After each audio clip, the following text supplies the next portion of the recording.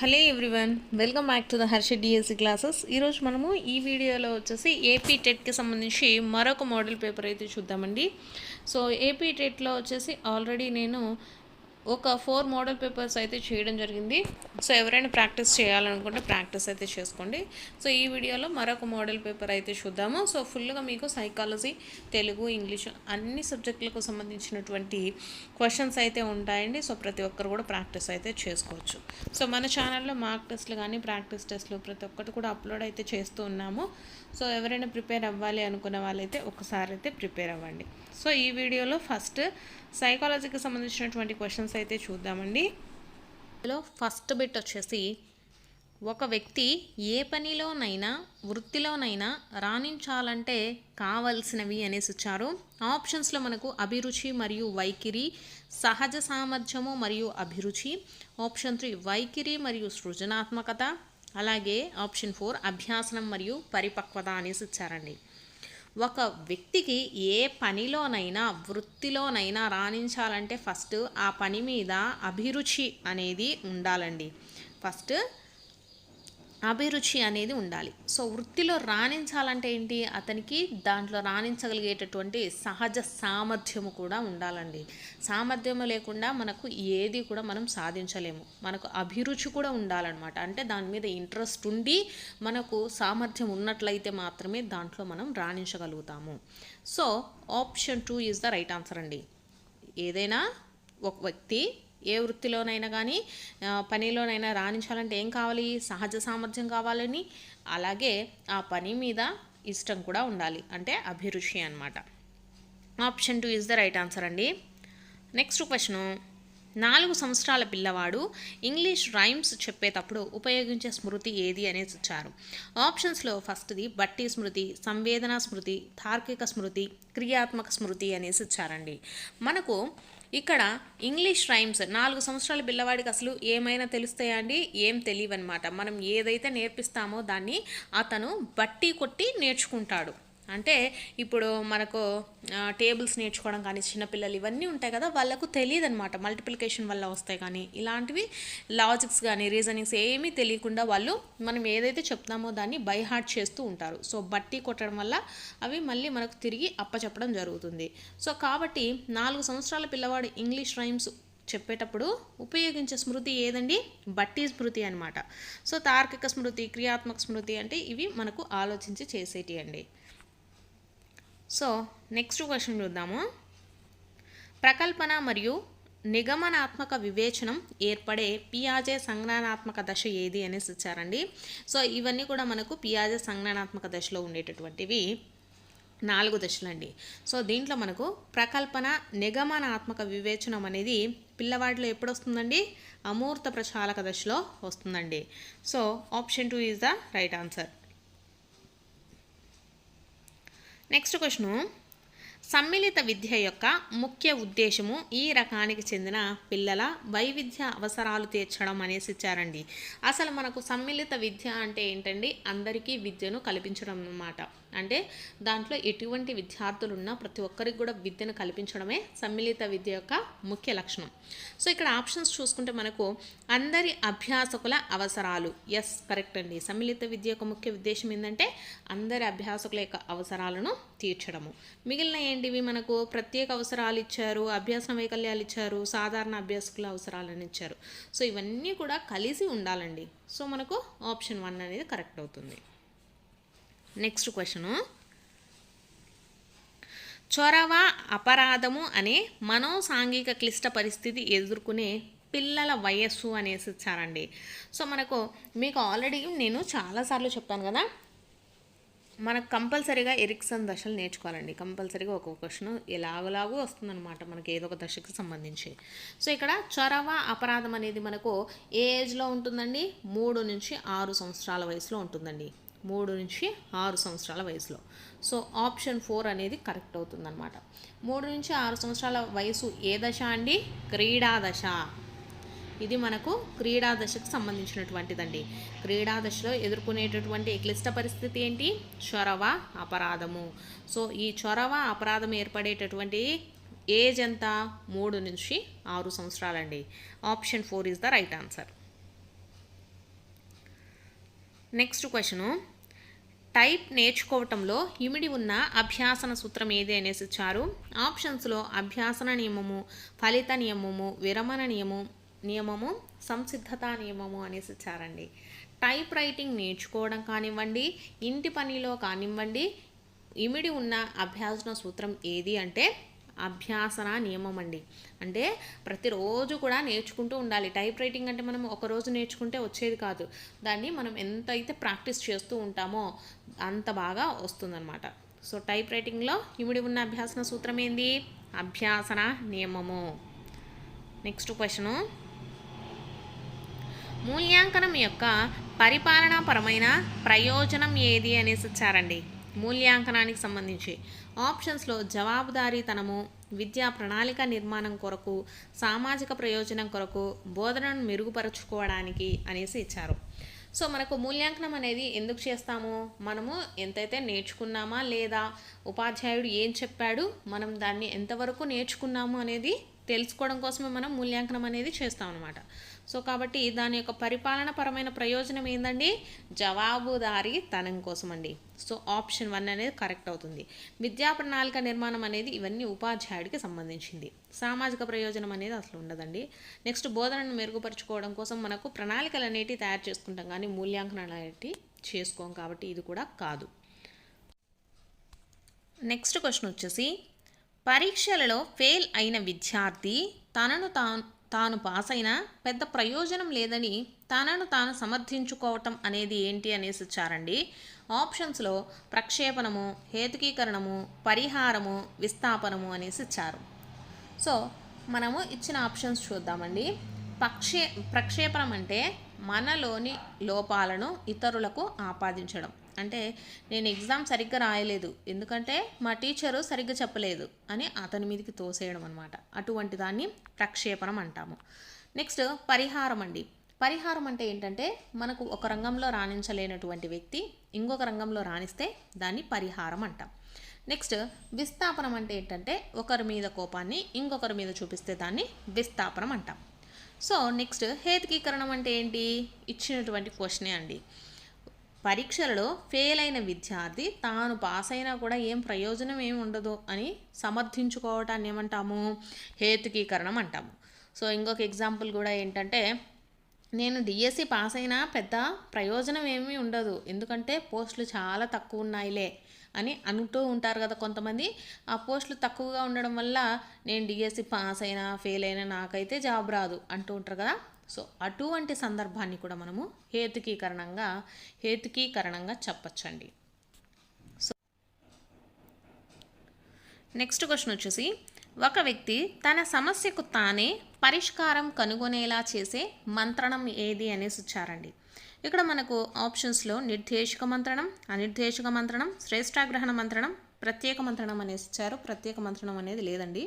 So మనకు మంత్రణాలు వచ్చేసి 3 రకాలన్నమాట: నిర్దేశిక, అనిర్దేశక, శ్రేష్టాగ్రహణ. దీంట్లో నిర్దేశక మంత్రణం అంటే మంత్రకుడే మనకు సమస్యకు సంబంధించిన పరిష్కారం అయితే చూపుతాడనమాట. సో అనిర్దేశక మంత్రణం అంటే ఏంటంటే మన సమస్యలకు వాళ్ళు పరిష్కారాలు చెప్తారు, వాటిల్లో మన సమస్యకు తగినట్టు మనం పరిష్కారాన్ని తీసుకొని మన సమస్యను మనమే పరిష్కరించుకునేలా చేసేటటువంటి మంత్రణం అనిర్దేశక మంత్రణం అండి. శ్రేష్టాగ్రహణ మంత్రణం అంటే మనకు మన సమస్యను బట్టి అది నిర్దేశక మంత్రణమా లేకపోతే అనిర్దేశక మంత్రణమా దాని మీద బేస్ అయితే ఉంటుంది. శ్రేష్టాగ్రహణం అంటే మిశ్రమ మంత్రణం కింద కూడా చెప్పచ్చు. సో ఇక్కడ మన కరెక్ట్ ఆన్సర్ ఏమవుతుందండి? ఆప్షన్ 2. నెక్స్ట్ క్వశ్చన్, ఒక విద్యార్థి తను ఆంగ్లం మాట్లాడితే తన గ్రామంలో గుర్తింపు లభిస్తుందని ఆంగ్లం నేర్చుకొని గుర్తింపు పొందాడు. ఇక్కడ తీరిన అవసరం ఏది అనేసి ఇచ్చారండి. ఆప్షన్స్లో ప్రాథమిక అవసరం, శారీరక అవసరం, గౌణ అవసరం, ఆర్థిక అవసరం అనేసి ఇచ్చారు. సో వీటిల్లో మనకు చూసుకున్నట్లయితే ఫస్ట్ ప్రాథమిక అవసరం అండి. ప్రాథమిక అవసరాలంటే మనకు ఏమేమి వస్తాయండి? శారీరక అవసరాలు అంటే గాలి, నీరు, నిద్ర, ఆహారం, ఇవన్నీ కూడా మనకు శారీరక అవసరాల కింద వస్తాయండి. నెక్స్ట్ ప్రాథమిక అవసరాలు వచ్చేసి మనకు ప్రాథమిక అవసరం అంటే శారీరక అవసరాలు అలాగే రక్షణ అవసరాలు, ఈ రెండింటిని కలిపి కూడా మనం ప్రాథమిక అవసరం కింద చెప్పచ్చు. నెక్స్ట్ గౌణ అవసరం అంటే మనకు వచ్చేసి ప్రేమ అవసరాలు కానీ, గౌరవ సంబంధించినవి కానీ, ఆత్మసంతృప్తి అవసరాలు, ఇవన్నీ కూడా మనకు గౌరవానికి సంబంధించినవండి. గుర్తింపు వచ్చేసి మనకు వీటిల్లో దేనికి సంబంధించింది? గౌణ అవసరం కింద వస్తుంది. గుర్తింపు కానీ, డబ్బు కానీ, హోదా, ఇవన్నీ కూడా మనకు గౌణ అవసరాల కిందకి వస్తాయండి. నెక్స్ట్ క్వశ్చన్, కొత్త ప్రదేశంలో దారి తప్పిపోయిన ఒక వ్యక్తి అనుభవించిన భయాందోళనను గురించి తెలుసుకోవడానికి అనువైన పద్ధతి ఏది అనేసి ఇచ్చారండి. ఆప్షన్స్లో పరిశీలన పద్ధతి, వ్యక్తి అధ్యయన పద్ధతి, ప్రయోగ పద్ధతి, అంతఃపరిశీలన పద్ధతి అనేసి ఇచ్చారు. సో ఇక్కడ చూసుకున్నట్లయితే మనకు ఏదైనా ఒక దానిని అనుభవించి చెప్పినప్పుడే మనకు ప్రతి ఒక్కటి కూడా క్లియర్గా అర్థమవుతుందండి. మనం పరిశీలించినప్పుడు కానీ, అధ్యయనం చేసినప్పుడు కానీ, ప్రయోగాలు చేసినప్పుడు కానీ మనము ఆ ఫీలింగ్స్ అనే దాన్ని మొత్తంగా మనము పొందలేమన్నమాట. సో ఏదైతే మనకు ఆ సిచ్యువేషన్ మనకొచ్చి మనం అటువంటి దాన్ని ఫేస్ చేయగలుగుతామో అప్పుడు మాత్రమే మనకు తెలుస్తుంది. కాబట్టి ఇటువంటి దాని గురించి తెలుసుకోవడానికి అనువైన పద్ధతి ఏంటండి? అంతఃపరిశీలన పద్ధతి అండి. So option 4 is the right answer. Next question, cycle తొక్కడం వచ్చిన అబ్బాయి మోటార్ బైక్ నేర్చుకోవాలనుకున్నప్పుడు జరిగే అభ్యాసన బదలాయింపు ఏది అనేసి వచ్చారండి. సో ఇవన్నీ మనకు ఉండేటటువంటి అభ్యాసన బదలాయింపులు. సో దీంట్లో మనకు సైకిల్ తొక్కడం నేర్చుకున్నప్పుడు ఏంటంటే మోటార్ బైక్ని మనకి ఎలా పట్టుకోవాలి, మనం ఎటు సైడ్ వెళ్ళాలి, ఎటు సైడ్ వెళ్ళకూడదు అనేటటువంటి కొన్ని రూల్స్ వరకు మనము తెలుసుకోవచ్చు. కాబట్టి దీంట్లో మనకు ఏం జరుగుతుందండి? అనుకూల బదలాయింపే జరుగుతుంది. సో కాబట్టి option 2 is the right answer. Negative transfer అంటే దీంట్లో వ్యతిరేకం ఏం కాదు కదండి. మనకు దీంట్లో నేర్చుకున్న అనుభవాలు దాంట్లో యూజ్ అవుతున్నాయి కాబట్టి అనుకూల బదలాయింపు అవుతుంది. శూన్య బదలాయింపు అంటే ఎటువంటి బదలాయింపు జరగదు అని. ద్విపార్శ్వ బదలాయింపు అంటే ఏంటండి? మనకు కుడి చేయిది కుడి కాలు రెండిటికి సంబంధించి మనము బదలాయింపు జరుగుతుంది అని ద్విపార్శ్వ బదలాయింపు అనేసి చెప్తాము. నెక్స్ట్,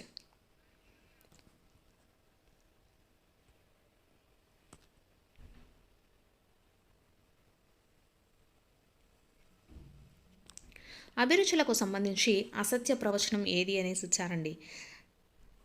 అభిరుచులు పుట్టుకతోనే రావు. సో ఇది మనకు కరెక్టేనండి. సెకండ్ ఆప్షన్ వచ్చేసి అభిరుచులు అభ్యాసనం అనుభవాల ద్వారా ఏర్పడతాయి. ఇది కూడా కరెక్టే. సో అభిరుచులు పిల్లలందరిలో ఒకేలా ఉంటాయి అనేసి ఇచ్చారు. ఇదైతే రాంగ్ అండి. మనకు అభిరుచులు అనేటివి ప్రతి ఒక్కరిలో ఒకేలా ఉండవు, డిఫరెంట్గా ఉంటాయి.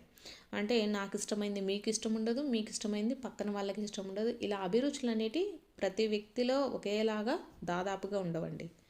సో అభిరుచులు వికాసము, పిల్లల సహజ సామర్థ్యాలు, ప్రజ్ఞ, అవకాశాలను బట్టి ఉంటాయి. ఎస్, కరెక్ట్ అండి. ఈ మూడు కూడా మనకు అభిరుచులకు సంబంధించి కరెక్ట్ ఆప్షన్స్. రాంగ్ వచ్చేసి మనకు ఆప్షన్ 3. నెక్స్ట్ది, 10వ తరగతి వరకు హిందీ చదివిన విద్యార్థి ఇంటర్లో సంస్కృతం పరీక్షలో సంస్కృత పదాలకు బదులుగా హిందీ పదాలు రాశాడనమాట. దీనికి గల కారణం ఏది అనేసి ఇచ్చారు. 10వ తరగతి వరకు హిందీ చదివిన విద్యార్థి ఇంటర్లో ఏం చేస్తున్నాడు? సంస్కృతం పరీక్షలో హిందీ పదాలు రాశాడు. అంటే ఇతను కొత్త దానిలో నేర్చుకుంటుంటే, అంటే కొత్తగా సంస్కృతం నేర్చుకుంటుంటే ఇతనికి హిందీ గుర్తొస్తుందన్నమాట. సో కాబట్టి ఇది మనకు కొత్త దాంట్లో మనకు కొత్తది నేర్చుకోవటంలో, కొత్తది గుర్తుకు తెచ్చుకోవటంలో మనకు అవరోధం ఉన్నట్లయితే దాన్ని ఏమంటాము? పురోగమన అవరోధము అంటామండి. So option 4 is the right answer. దమనము అంటే మర్చిపోవడం, తిరోగమన అవరోధం అంటే పాతవి గుర్తు తెచ్చుకోవటంలో మనకు ఇబ్బందిగా ఉంటే తిరోగమన అవరోధం అంటామండి. నెక్స్ట్, అనుపయోగం వల్ల స్మృతి క్షయం అనేసి ఇచ్చారు. అనుపయోగం అంటే ఉపయోగం లేకపోవటం వల్ల మనము మర్చిపోతాం. అంటే మనకు చిన్నప్పుడు కొన్ని నేర్చుకొని ఉంటాము, కానీ వాటిని ప్రతిరోజు కూడా వాడకపోవడం వల్ల వాటిని మర్చిపోతాం. సో అటువంటి వాటిని అనుపయోగం వల్ల స్మృతి క్షయం అంటాం. సో ఇక్కడ ఇచ్చిన క్వశ్చన్కి ఆన్సర్ ఏంటండి? పురోగమన అవరోధము. నెక్స్ట్ క్వశ్చను, వార్షిక ప్రణాళికను తయారు చేసుకోవడంలోని ముఖ్య లక్ష్యం ఏది అనేసి ఇచ్చారండి. వార్షిక ప్రణాళికను ఎందుకు తయారు చేసుకుంటారు? మనకు ఏ నెలలో ఏమి చదవాలి, ఏమి చెప్పాలి, ఏం చెయ్యాలి అనేటటువంటివి చేసుకుంటూ ఉండడం వల్ల అండి మనకేమవుతుంది? కరెక్ట్గా ఏ టైంకి కావాల్సినటువంటి సిలబస్ ఆ టైంలో మనకు పూర్తయిపోతుంది అన్నమాట. సో అది వార్షిక ప్రణాళికను తయారు చేసుకోవడంలో ఉండేటటువంటి ముఖ్య లక్ష్యం అండి. సో ఇక్కడ ఆప్షన్స్ చూద్దాము. పాఠ్య ప్రణాళికను నిర్దేశించిన సమయంలో పూర్తి చేయడం. సెకండ్ది పాఠ్యాంశాలకు అనుగుణంగా బోధనోపకరణాలను తయారు చేసుకోవడం. ఆప్షన్ 3 పాఠ్యాంశాలకు అనుగుణంగా బోధనోపకరణాలను ఉపయోగించడం. ఆప్షన్ 4 ఒక పీరియడ్లో ఏం బోధించాలో నిర్ణయించుకోవడం. ఇవన్నీ కూడా ఉంటాయి. కాకపోతే వీటిల్లో మనకు ఫస్ట్ ముఖ్య లక్ష్యం ఏంటి? పాఠ్య ప్రణాళికను నిర్దేశించిన సమయంలో పూర్తి చేసుకోవడం అండి. So option 1 is the right answer. ఇవన్నీ కూడా ఉంటాయి, కాకపోతే మనకు దేనికైతే హై ప్రయారిటీ ఉండాలో దాన్ని సెలెక్ట్ చేసుకోవాలండి ఆప్షన్స్కి. నెక్స్ట్ క్వశ్చను, వ్యక్తి యొక్క మూర్తిమత్వంపై జనన పూర్వ మరియు జననాంతర పరిసర కారకంగా పనిచేసేది ఏది అనేసి ఇచ్చారండి. ఆప్షన్స్లో ఫస్ట్ది ఇరుగు పొరుగు వారు, తల్లిదండ్రుల వైఖరి, గృహ వాతావరణము, ప్రసార మాధ్యమాలు, ఇవన్నీ కూడా ఇచ్చారు. సో ఇక్కడ ఇరుగు పొరుగు వారు, గృహ వాతావరణము, ప్రసార మాధ్యాలు ఇవన్నీ జననాంతర పరిసర కారకాలుగా పనిచేస్తాయండి, అంటే పుట్టిన తర్వాత. సో ఇక్కడ జనన పూర్వ అనేసి ఇచ్చారు. సో పుట్టక ముందు అనేది మనకు ఎలా వాళ్ళు అంటే ఎలా తెలుస్తుందంటే, ఇక్కడ వచ్చేసి మనకు అమ్మ కడుపులో ఉన్నప్పుడు ఆమె యొక్క బిహేవియర్ వల్ల కూడా మనకు మూర్తిమత్వం అనేది ఫామ్ అవుతుందండి పిల్లలలో. కాబట్టి సో ఇక్కడ కరెక్ట్ ఆన్సర్ ఏమవుతుంది? ఆప్షన్ 2 తల్లిదండ్రుల వైఖరండి. ఒక వ్యక్తి యొక్క మూర్తిమత్వం పైన జనన పూర్వ మరియు జననాంతర పరిసర కారకంగా పనిచేసేది ఏదంటే తల్లిదండ్రుల వైఖరి అనేది. పుట్టక ముందు, పుట్టిన తరువాత ఇవన్నీ మనకు మూర్తిమత్వం అనేది వాళ్ళ నుంచి ఎక్కువగా వస్తుందన్నమాట. నెక్స్ట్, ఒక అమ్మాయి బీదవారికి సహాయం చేయడం చూసిన తల్లిదండ్రులు ఆ అమ్మాయిని మెచ్చుకున్నారనమాట. ఈ పునర్భరణం వలన బీదవారికి సహాయం చేయడం ఆ అమ్మాయికి అలవాటుగా మారింది. ఇక్కడ అభ్యాసనం జరిగిన విధానం ఏది అనేసి ఇచ్చారండి. ఆప్షన్స్లో మనకు శాస్త్రీయ నిబంధనము, పరిశీలన అభ్యాసనము, అంతర్దృష్టి అభ్యాసనము, కార్యసాధక నిబంధనం అనేసి ఇచ్చారు. సో ఇక్కడ జరిగినటువంటి అభ్యాసనం ఏదండి? కార్యసాధక నిబంధనం అండి. So option 4 is the right answer. నెక్స్ట్ది, ఫాదర్ ఆఫ్ ఇంటెలిజెన్స్ టెస్ట్గా పిలువబడే ఫ్రెంచ్ మనోవిజ్ఞాన శాస్త్రవేత్త ఎవరు అనేసి ఇచ్చారండి. సో ఎవరండి? ఫాదర్ ఆఫ్ ఇంటెలిజెన్స్ టెస్ట్ అనమాట, ప్రజ్ఞా పరీక్షలకు. సో ఆల్ఫ్రెడ్ బినే అండి. Option 3 is the right answer. Next question, MacIver చెప్పినట్లు ఈనాడు నేను ఈ స్థాయిలో ఉండటానికి కారణం రేపు నేను ఏ స్థాయిలో ఉండాలో నిన్ననే నేను ఆలోచించుకొని ఉండటమే అనేది ఈ రకమైన ప్రేరణకు మంచి ఉదాహరణ అని ఇచ్చారండి. సో ఆప్షన్స్లో వచ్చేసి అంతర్గత ప్రేరణ, సాధనా ప్రేరణ, బహిర్గత ప్రేరణ, సామర్థ్య ప్రేరణ అనేసి ఇచ్చారు. సో ఫస్ట్ వీటిల్లో అంతర్గత ప్రేరణ అంటే ఏంటంటే ఏ ఉద్దీపన ప్రమేయం లేకుండా మన సంతృప్తి కోసం పనిచేస్తే అంతర్గత ప్రేరణ అంటారండి. అంటే నా ఇష్టం కోసము నేను ఏదైనా చేశాననుకోండి, అది అంతర్గత ప్రేరణ అవుతుంది.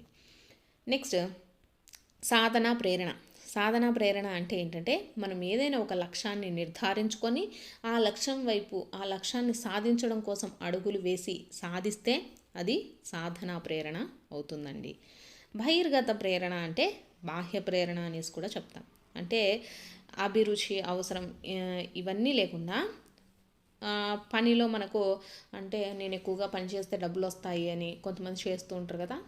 బాహ్యంగా అంటే నేను ఎక్కువ సమయం చేస్తే నాకు ఓటీలు ఇవి వస్తాయి అనేసి చెప్తూ ఉంటారు కదా. సో అలా దాన్ని బహిర్గత ప్రేరణ అనేసి చెప్తామన్నమాట. అంటే దండన, శిక్షణ, బహుమతుల కోసము కొన్ని పనులు చేస్తూ ఉంటారు కదా, అవి బహిర్గత ప్రేరణ కిందికి వస్తాయి. సామర్థ్య ప్రేరణ అంటే వాళ్ళ సామర్థ్యాన్ని బట్టి వాళ్ళు పనులు అయితే చేస్తూ ఉంటే దాన్ని సామర్థ్య ప్రేరణ కింద చెప్తాము. సో ఇక్కడ మనకేంటి, ఇతను ఆనాడు ఒక స్థాయి అంటే అతను ఒక లక్ష్యాన్ని నిర్ణయించుకున్నాడు, ఇప్పుడు ఆ లక్ష్యాన్ని ఛేదించుకొని ఆ స్థాయిలో ఉన్నాడు అనేసి చెప్తున్నాడు. సో ఇది ఏ ప్రేరణ అవుతుందండి? సాధనా ప్రేరణ అవుతుంది. నెక్స్ట్ క్వశ్చను, శిక్షణ కానీ పరిసరాల ప్రభావం కానీ కాకుండా కేవలం సమయము వయస్సుతో పాటు వచ్చే వికాసం ఏది అనేసి ఇచ్చారండి. ఆప్షన్స్లో భాషా వికాసం, నైతిక వికాసం, పరిపక్వత, సర్దుబాటు అనేసి ఇచ్చారు. సర్దుబాటు అనేది మనము మన సమయాన్నే కాదండి, ఎప్పుడోసారి మనకు మారుతూనే ఉంటుంది. సో ఇది కాదు. నైతిక వికాసము, భాషా వికాసం ఇవన్నీ కూడా మనం నేర్చుకుంటే ఒక రోజులో నేర్చుకోవచ్చు, 2 రోజుల్లో నేర్చుకోవచ్చు, 3 రోజుల్లో నేర్చుకోవచ్చు అనమాట. సో కేవలం సమయము వయస్సుతో వచ్చేటటువంటి వికాసం ఏదండి? పరిపక్వత మాత్రమే. So option 3 is the right answer. పరిపక్వత అనేది మనకు ఒక్క రోజులో అనేది రాదండి, దానికి కొంత సమయము. పరిపక్వత అంటే మనం చిన్నవాళ్ళ నుంచి పెద్దవాళ్ళు అవ్వడానికి ఏంటంటే 1-2 రోజుల్లో అవ్వదనమాట. సో కాబట్టి దానికి ఒక సమయము, ఒక వయస్సు అనేది కంపల్సరీ రావాలి, దాన్ని పరిపక్వత అంటారండి. సో ఆప్షన్ 3 అనేది కరెక్ట్ ఆన్సర్ అవుతుంది. నెక్స్ట్ క్వశ్చను, సహభాగి సహకార అభ్యాసాలు ఎవరి కేంద్రీకృతమైనవి అండి?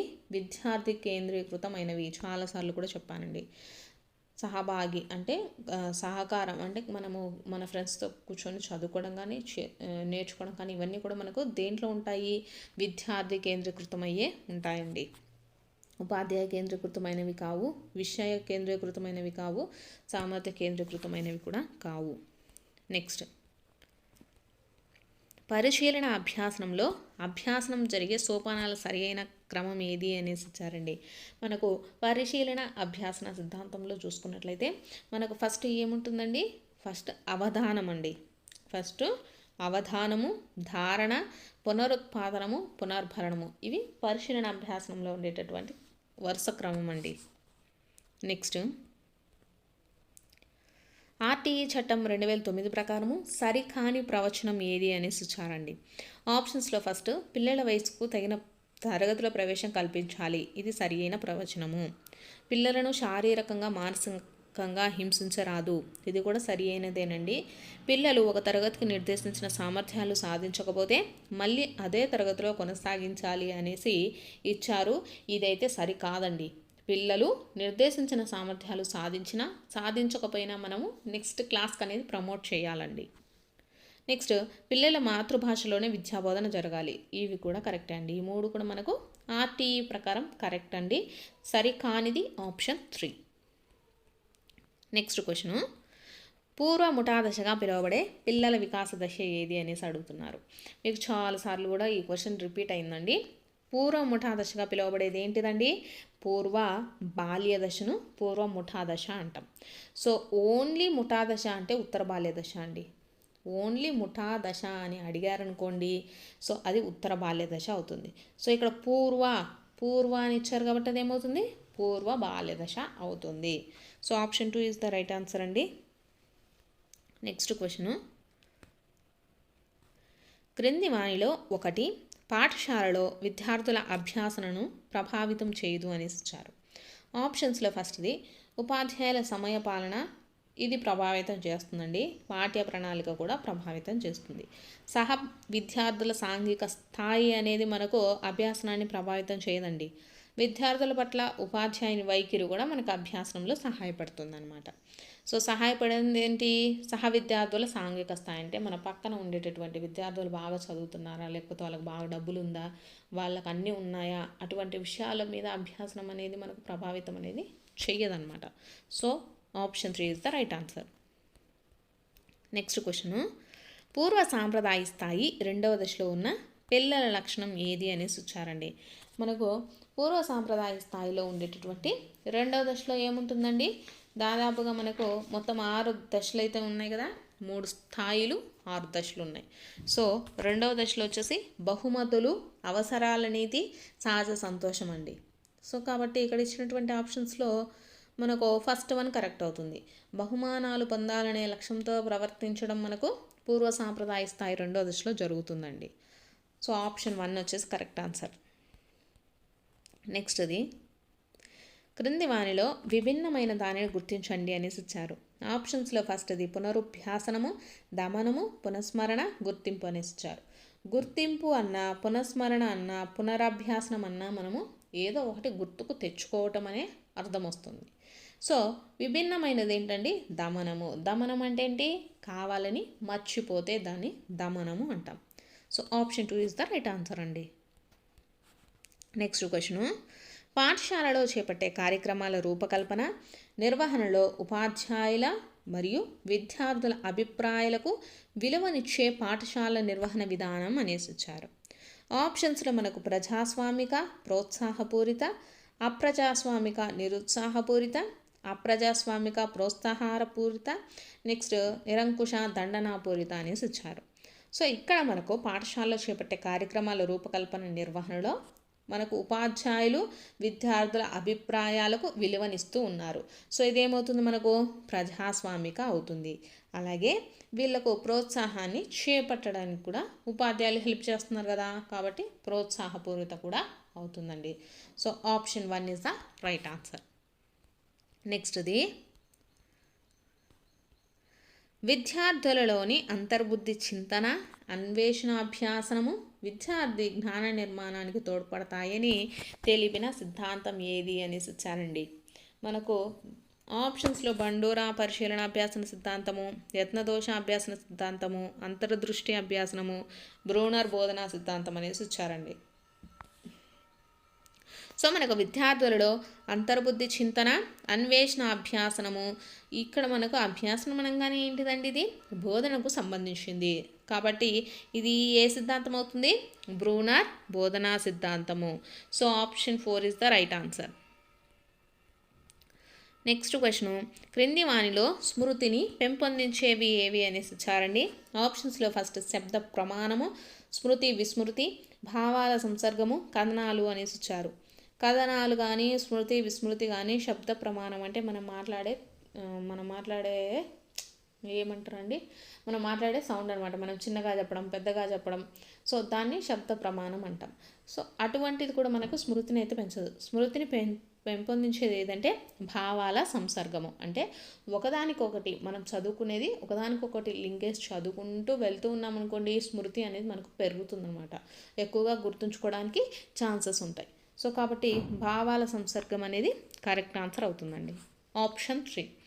సో ఇవి వచ్చేసి మనకు సైకాలజీకి సంబంధించినటువంటి ప్రాక్టీస్ బిట్స్. క్వశ్చన్ వచ్చేసి కాలికి బుద్ధి చెప్పారు, ఈ వాక్యంలోని ఉపవిభక్తి ఏది అనేసి అడుగుతున్నారండి. ఆప్షన్స్లో మనకు కి, చే, రు, ఈ అనేసి ఇచ్చారు. సో మనకు ఉపవిభక్తులు అనేసి అంటే ఉపవిభక్తులు అనేసి 3 లెటర్స్ అయితే ఉన్నాయండి. సో అవి ఏంటంటే ఈ, టీ, తీలను వచ్చేసి మనకు ఉపవిభక్తులు లేదా ఔపవిభక్తులు అనేసి పిలవడం జరుగుతుందన్నమాట. ఈటి, తీలను.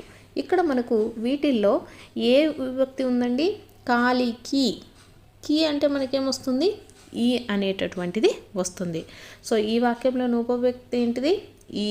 So option 4 is the right answer. Next question, సాగరం అనే పదము ఈ గణానికి చెందినది అనేసి ఇచ్చారండి. సో మీకు గణాలు గుర్తించడానికి యమాతారాజ బాణసలగం అనేటటువంటి సూత్రం అయితే ఉంది కదా, సో దాని ఆధారంగా మీరు ఈజీగా గణాలు అయితే గుర్తుపెట్టుకోవచ్చండి. సో దీంట్లో భాగంగా సాగరం అంటే ఏంటండి, సా అంటే మనకు దీర్ఘం ఉంది కాబట్టి సో ఇదేమవుతుంది, గురువు. సో గా అనేది మనకి ఎటువంటి దీర్ఘ అక్షరం కాదు, సో ఇది మనకేమవుతుంది, లఘువు అవుతుంది.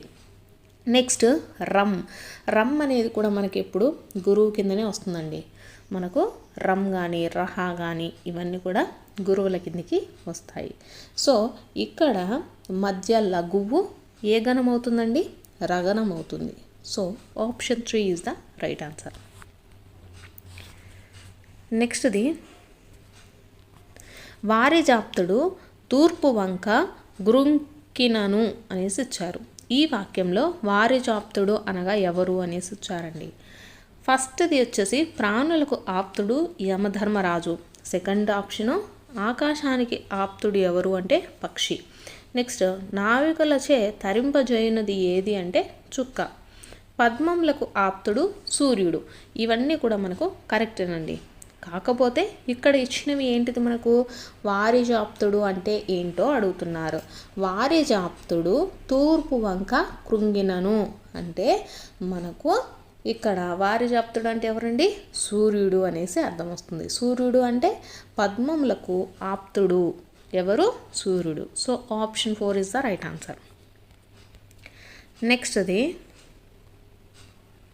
తలపండిన అనే జాతీయానికి వివరణ ఏది అనేసి ఇచ్చారు. ఆప్షన్స్లో ఫస్ట్ది అనుభవం గడించిన, కనీస జ్ఞానం లేని, అనుభవం లేని, నిర్మించిన అనేసి ఇచ్చారు. తలపండిన అంటే వాళ్ళు వచ్చేసి ఎన్నో సంవత్సరాల నుంచి అనుభవం ఘటించారు అనేసి అర్థం వస్తుందండి. సో తలపండిన అనే జాతీయాన్ని మనం ఎప్పుడు వాడతాము? అనుభవం గడించిన అనేటటువంటి సందర్భంలో వాడతాం. నెక్స్ట్,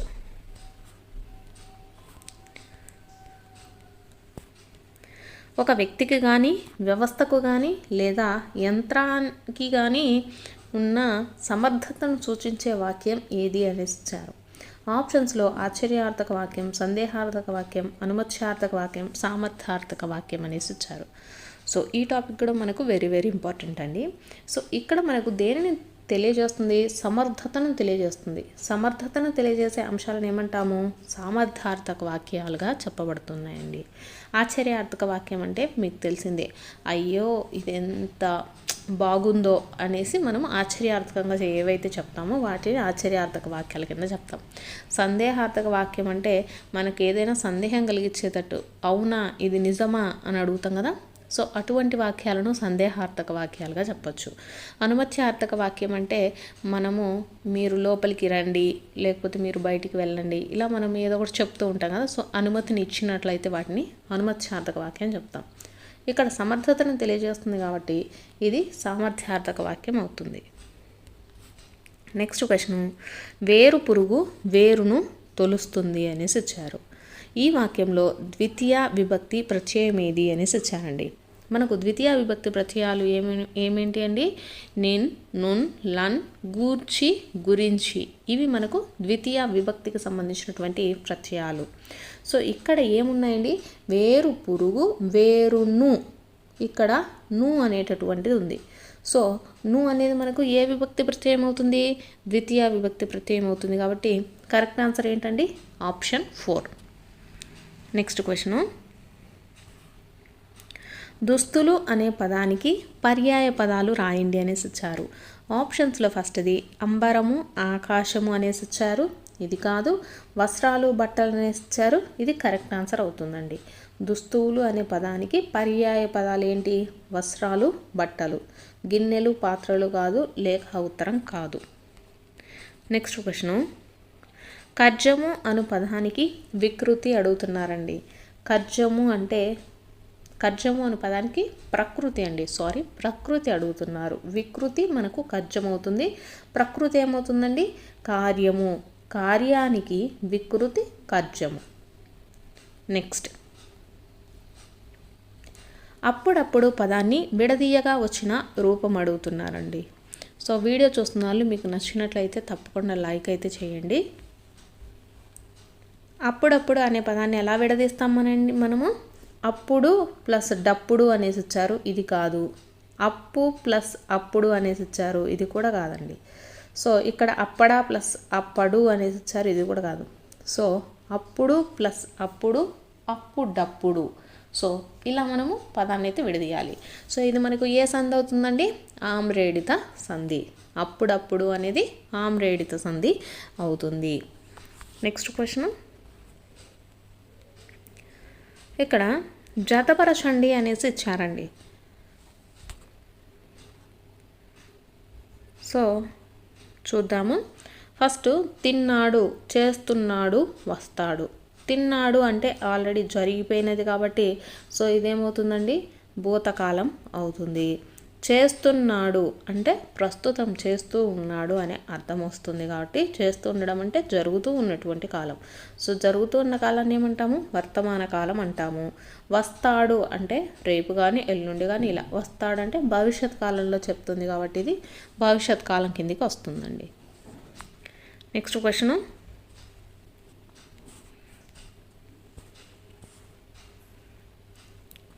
తండ్రి గరగర, తల్లి పీచు పీచు, బిడ్డలు రత్న మాణిక్యాలు. ఈ పొడుపు కథకు విడుపు ఏది అనేసి ఇచ్చారండి.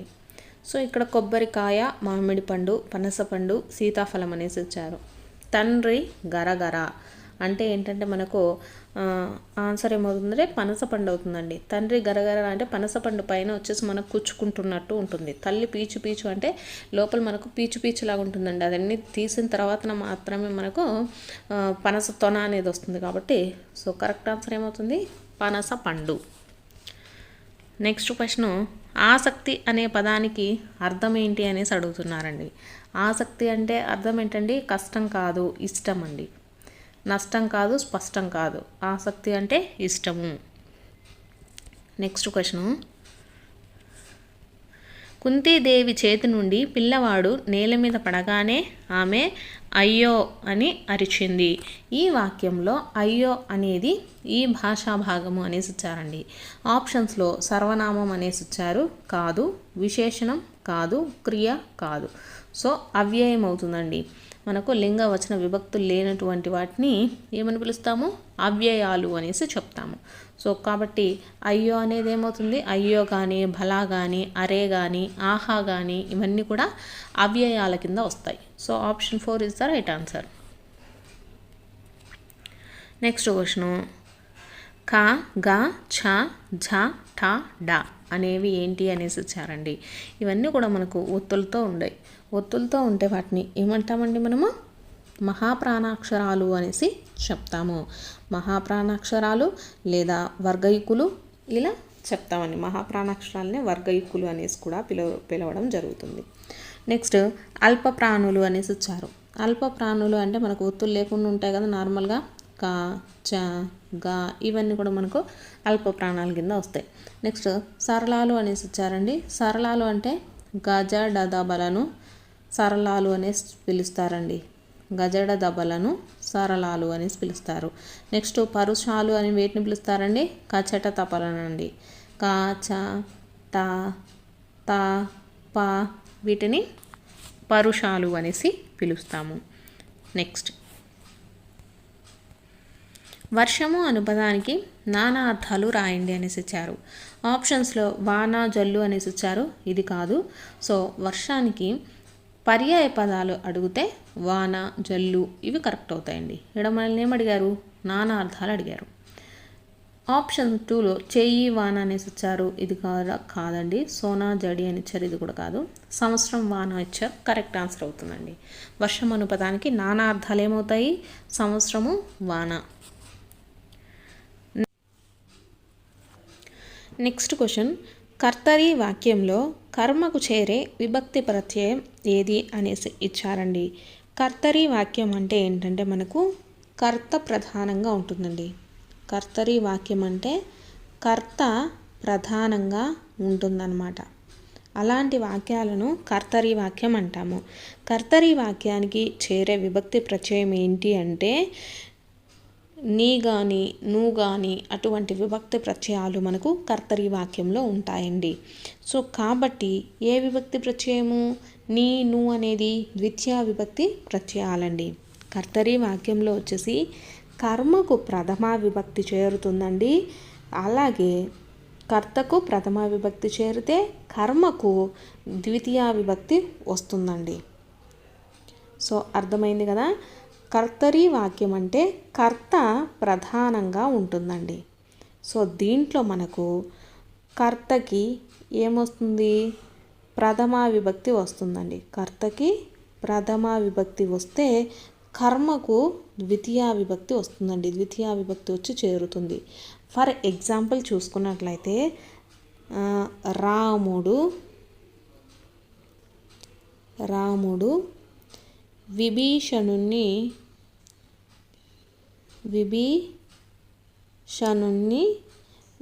రక్షించాడు. నీ అండి ఇది. సో రక్షించాడు. సో దీంట్లో చూసుకున్నట్లయితే మనకు రాముడు అంటే ఇది మనకేమవుతుందండి? కర్త అవుతుంది. రాముడు అనేది ఏంటి? కర్త అన్నమాట. దీంట్లో మనకు డు అనేది ఏంటి? ప్రథమ విభక్తి ప్రత్యయము. ఇక్కడ సెకండ్ది కర్మ ఏంటి? విభీషణుని. సో ఇక్కడ నీ అనేది చేరుతుంది. సో కాబట్టి ఈ నీ అనేది మనకు ఏ విభక్తి ప్రత్యయం అవుతుంది? ద్వితీయ విభక్తి ప్రత్యయం అవుతుందండి. కర్తరి వాక్యం అంటే మనకు కర్త ప్రధానంగా ఉంటుంది. అలాగే ఈ కర్తరి వాక్యంలో ఫస్ట్ కర్తకి మనకు ప్రథమా విభక్తి, కర్మకు చేరే విభక్తి ప్రత్యయం ఏంటండి? ద్వితీయా విభక్తి. అలాగే నెక్స్ట్ కర్మణి వాక్యం కూడా ఉందండి. కర్తరి వాక్యం, కర్మణి వాక్యం. కర్మణి వాక్యంలో వచ్చేసి మనకు కర్మకు చేరే విభక్తి ప్రత్యయము ఏది అనేసి అడుగుతారు. సో కర్తరి వాక్యంలో కర్మకు చేరే విభక్తి ప్రత్యయం వచ్చేసి ప్రథమా విభక్తి అండి. అలాగే కర్తకు అనుకోండి తృతీయా విభక్తి చేరుతుంది. తృతీయా విభక్తి వచ్చి చేరుతుంది. నెక్స్ట్ కార్యకారణ సంబంధాన్ని సూచించే క్రియలు ఏవి అనేసి ఇచ్చారండి. క్వార్థకాలు, ఛేదార్థకాలు, షర్థార్థకాలు, యూష్మార్థకాలు అనేసి ఇచ్చారు. కార్యకారణ సంబంధాన్ని సూచించే క్రియలను వచ్చేసి ఛేదార్థకాలు అనేసి పిలుస్తారండి. మీకు చాలాసార్లు చెప్పాను ఛేదార్థకం గురించి కూడా. అంటే ఛేదార్థకం అంటే భవిష్యత్ కాల అసమాపక క్రియలండి. వానలు కురిస్తే పంటలు పండును అంటే దీంట్లో కార్యము కారణము రెండు కూడా మనకు చెప్పడం జరుగుతుందన్నమాట. ఇక్కడ వర్షాలు కురిస్తే ఏమవుతుంది? పంటలు పండుతాయన్నమాట. సో ఇలా మనకు కార్యకారణ సంబంధాన్ని సూచించే క్రియలను ఏమంటాము? ఛేదార్థకాలు అనేసి పిలుస్తామండి. నెక్స్ట్ స్తంభము అను పదానికి వికృతి ఏది అనేసి ఇచ్చారండి. స్తంభము అంటే కంబము అనేది వికృతి అండి. నెక్స్ట్ క్వశ్చన్, క్రింది వాటిలో శబ్ద పల్లవానికి ఉదాహరణ ఏది అనేసి ఇచ్చారండి. ఆప్షన్స్లో ఫస్ట్ మేలుకొను, ఆప్షన్ 2 అర్చన, అన్నం తిన్నాడు, ధర్మం పాటించాడు, ఇవన్నీ ఇచ్చారు. సో దీంట్లో శబ్ద పల్లవం ఏమవుతుందండి? మేలుకొను, ఆప్షన్ 1. నెక్స్ట్ క్వశ్చన్ వచ్చేసి సాగరము ఈ పదానికి ఈ పదము ఈ గణానికి చెందుతుంది అనేసి ఇచ్చారు. మీకు ఆల్రెడీ చెప్పాను కదా, సా అనేది దీర్ఘంగా ఉంది కాబట్టి గురువు అవుతుంది, గా అనేది లఘు అవుతుంది, రమ్ అనేది గురువు అవుతుందండి. సో రగనము కరెక్ట్ ఆన్సర్. నెక్స్ట్ది దాత్రి అను పదానికి పర్యాయ పదాలు ఏవి అనేసి ఇచ్చారండి. ఆప్షన్స్లో ఫస్ట్ది పుష్పము పువ్వు అనేసి ఇచ్చారు, కాదు. ఆప్షన్ 2 భూమి పుడమి అనేసి ఇచ్చారు, కరెక్ట్ అండి. దాత్రి అంటే మనకు పర్యాయ పదాలు ఏమవుతాయి? భూమి పుడమి.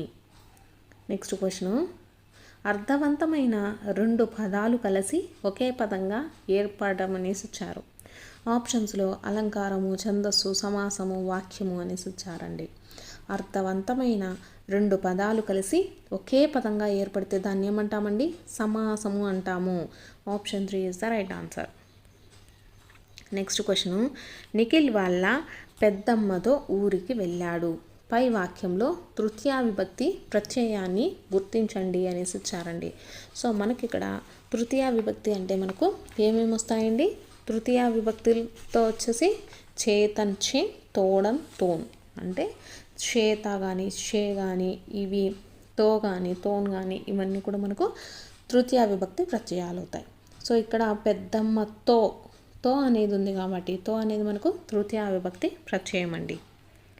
నెక్స్ట్ క్వశ్చన్, మన జాతీయ జెండా పొడవు వెడల్పుల నిష్పత్తి అనేసి ఇచ్చారు. మన జాతీయ జెండా పొడవు వెడల్పులు ఎంత ఉంటాయండి? 3:2. నెక్స్ట్ క్వశ్చన్, ఏ పనైనా ప్రారంభించిన వెంటనే ఆటంకాలు ఎదురైతే ఈ జాతీయాన్ని ఉపయోగిస్తారు. ఆప్షన్స్లో ఫస్ట్ మొసలి కన్నీరు, పాపం పండటం, కాలుగాలిన పిల్లి, ఆదిలోనే హంసపాదు అనేసి ఇచ్చారండి. సో ఇది కరెక్ట్ అవుతుందన్నమాట. ఏ పనైనా ప్రారంభించిన వెంటనే ఆటంకాలు ఎదురవుతూ ఉంటే మనము ఏమని చెప్తాము? ఆదిలోనే హంసపాదు అనేటటువంటి దాన్ని వాడతాము. ఫస్ట్ది Sheela dash read books regularly అనేసి ఇచ్చారు. Choose the option that fits the blank. Options ఫస్ట్ది reading, option 2 has reading, option 3 is reading, option 4 reads అనేసి ఇచ్చారండి. సో ఇది మనకు షీలా రీడ్ అనేసి ఇచ్చారు. బుక్స్ రెగ్యులర్లీ అంటే ఇది ఆమె ప్రతిరోజు చదువుతూ ఉంటుంది. అంటే నిన్న చదువుతుంది, ఈరోజు చదువుతుంది, రేపు చదువుతుంది, లేకపోతే ఒక వీక్లో ఒక టైంలో కంపల్సరీగా చదువుతుంది అనేటటువంటిది వస్తూ ఉంది. కాబట్టి మనం రీడింగా హ్యాజ్ రీడింగ్ ఈజ్ రీడింగ్ అనేది ఉండదండి. రీడ్స్ అని చెప్తాము. అంటే ప్రతిరోజు జరిగేటటువంటి వాటిని మనము రీడ్స్ అని రాయాలండి. సో ఇక్కడ ఆప్షన్ 4 వచ్చేసి correct answer. Next, if he asked me I dash him అనేసి ఇచ్చారు. Choose the option that fits the blank. Option first will help, option 2 would help, option 3 would have helped, option 4 would helped అనేసి ఇచ్చారు. If he asked me, అతను నన్ను అడిగున్నట్లయితే I dash him అంటే I would help అండి. I would help, would తర్వాత మనకి ఎప్పుడైనా సరే V1 అనేది రావాలి. హ్యావ్ హెల్ప్డ్, వుడ్ హెల్ప్డ్ అనేది రాదనమాట. సో ఇక్కడ మనకు option 2 is the right answer. Next, choose the grammatically correct sentence from the following అనేసి ఇచ్చారు. ఆప్షన్స్లో ఫస్ట్ది I and he or twins అనేసి ఇచ్చారు. Option 2 I and my brother went to Madras. Option 3 Ravi invited you and me to dinner అనేసి ఇచ్చారు. నెక్స్ట్ది వచ్చేసి Ravi invited me and you to dinner అనేసి ఇచ్చారండి. సో దీంట్లో మనకు కరెక్ట్ గ్రామటికల్ సెంటెన్స్ వచ్చేసి ఆప్షన్ 3 అండి. రవి ఇన్వైటెడ్ యూ అండ్ మీ అనేసి రావాలండి. యూ అండ్ మీ అనేది మనకు కరెక్ట్ ఫార్మేషన్ సెంటెన్స్లో వచ్చేసి మనకు ఎక్కడైనా ఒక నేమ్ అనేది ఇచ్చి నెక్స్ట్ మిగతా వాళ్ళని కలుపుకునేటప్పుడు యూ అండ్ మీ అనేది మనకు కరెక్ట్ ఫామ్ అవుతుంది. సో మీ టు డిన్నర్ అనేది కరెక్ట్ అండి. Ravi invited you and me to dinner, ఇది correct sentence. Next, choose the common structure for a short poem అనేసి ఇచ్చారు. ఫస్ట్ది introduction, body, conclusion. Option 2 stanza, verse అనేసి ఇచ్చారు. Next plot, sub plot, resolution అనేసి ఇచ్చారు. ఆప్షన్ 4 వచ్చేసి ప్రొలాంగ్, మెయిన్ చాప్టర్స్, అలాగే ఎపిలాగ్ అనేసి ఇచ్చారండి. సో వీటన్నిటిలో షార్ట్ పోయం అంటే మనకు ఎలా ఉంటుందంటే అది ఓన్లీ మనకు స్ట్రాంజా ఆర్ వర్స. అంటే మనకు షార్ట్ పోయం అంటే ఓన్లీ ఒక 4 లైన్స్ కానీ 3 లైన్స్లో మనకు క్లియర్ ఇన్ఫర్మేషన్ అనేది ఉంటుందండి. వాటిని ఏమంటామండి, స్టాంజా ఆర్ వర్స అనేసి చెప్తాము. Next, choose the punctuation marks used at the end of the direct question అనేసి ఇచ్చారండి. మనకు డైరెక్ట్ క్వశ్చన్ అనేసి ఇచ్చారు. క్వశ్చన్లో మనకు ఎండ్ ఆఫ్ ద క్వశ్చన్ మనము ఏమిస్తామండి, క్వశ్చన్ మార్క్ అనేది ఇస్తాము. ఫుల్ స్టాప్ అనేది సెంటెన్స్ కంప్లీట్ అయితే ఇస్తాము. కామా అనేది ఇంకా సెంటెన్స్ ఉంది అన్నప్పుడు ఒక చిన్న స్వల్ప విరామం కోసం మనం కామా అనేది వాడతాం. ఎక్స్క్లమేటరీ మార్క్ వచ్చేసి మనకు ఏదైనా ఎగ్జైట్మెంట్ అది చెప్పేటప్పుడు ఎక్స్క్లమేటరీ మార్క్ అనేది యూజ్ చేస్తాము. ఇక్కడ మనకేమి ఇచ్చారు, end of the direct question అనేసి ఇచ్చారు. సో క్వశ్చన్ మార్క్ని యూజ్ చేస్తాము. ఆప్షన్ 3 కరెక్ట్ అండి. Next, choose the correct sequence of the word in which they appear in the dictionary అనేసి ఇచ్చారు. సో ఇక్కడ ప్రతి ఒక్క దాంట్లో ఇక్కడ పిఆర్ఈ, ప్రీవియస్, ప్రివెంట్, ప్రజెంట్, ప్రెజర్, దీంట్లో పిఆర్ఈ అనేది అన్నిట్లో కూడా సేమ్ ఉందండి. ఈ రెండిట్లో ఎస్ఎస్ కూడా సేమ్ ఉంది. సో వీటిల్లో మనకు ఈ రెండిట్లో చూసుకుంటే వివి కూడా సేమ్ ఉంది. సో ఫస్ట్ది ఏమవుతుందండి, ప్రజెంట్ అనేది అవుతుందండి. Next pressure, next prevent, next previous, ఇలా వర్డ్స్ అనేవి మనకు డిక్షనరీలో అయితే అపియర్ అవుతాయండి. Option 3 is the right answer. Next, select the following linker that shows the time frame అనేసి ఇచ్చారు. టైమ్ ఫ్రేమ్లో మనము ఏ లింకర్ని యూజ్ చేస్తాము. ఆప్షన్స్ ఫస్ట్ కాన్సీక్వెంట్లీ అనేసి ఇచ్చారు. Option 2 more over, option 3 conversely, option 4 next అనేసి ఇచ్చారు. సో మనము టైం ఫ్రేమ్లో యూజ్ చేసేటప్పుడు దేన్ని వాడతామండి, నెక్స్ట్ అనే దాన్ని వాడతాము. నెక్స్ట్ కానీ, వెన్ కానీ, మీన్ వైల్ కానీ, డ్యూరింగ్ కానీ, ఆఫ్టర్ కానీ, బిఫోర్ కానీ, ఇవన్నీ కూడా మనము టైం ఫ్రేమ్లో వాడతామండి. ఇక్కడ మనకు మోర్ ఓవర్ అనేసి ఇచ్చారు కదా, మోర్ ఓవర్ వచ్చేసి మనకి ఇది ఎడిషనల్ అండి. ఎడిషనల్ లింకర్గా వాడతాం. మోర్ ఓవర్ని ఎడిషనల్ లింకర్గా వాడతాము. నెక్స్ట్ వచ్చేసి మనకు కాన్సిక్వెంట్లీ కానీ, కాన్వర్స్లీ కానీ, ఇవి మనకు క్యాజువల్గా వాడేటటువంటి లింకర్స్ అండి. ఇక్కడ మనల్ని టైం ఫ్రేమ్ అడిగారు కాబట్టి నెక్స్ట్ కానీ, ఆఫ్టర్ కానీ, బిఫోర్ కానీ, డ్యూరింగ్ కానీ, ఇవన్నీ కూడా మనకు మీన్ వైల్ కానీ, వెన్ కానీ, ఇవన్నీ టైం ఫ్రేమ్తో వాడేటటువంటి linkers. Next, identify the simple sentence అనేసి ఇచ్చారు. ఆప్షన్స్ చూసుకున్నట్లయితే ఫస్ట్ది వచ్చేసి I bought a red dress for her అనేసి ఇచ్చారు. సో ఇది మీకు చూడంగానే అర్థమైంది, ఇది వచ్చేసి మనకు సింపుల్ సెంటెన్స్ అండి. First one is the right answer. సెకండ్ది చూసుకుంటే after I went to the store I realized I forgot my wallet. ఇది వచ్చేసి మనకు ఇక్కడ ఆఫ్టర్ ఉంది, సో ఇది మనకేమవుతుందండి, సబార్డినేట్ కంజంక్షన్ అవుతుంది. కాబట్టి ఇదేం సింపుల్ సెంటెన్స్ కాదు.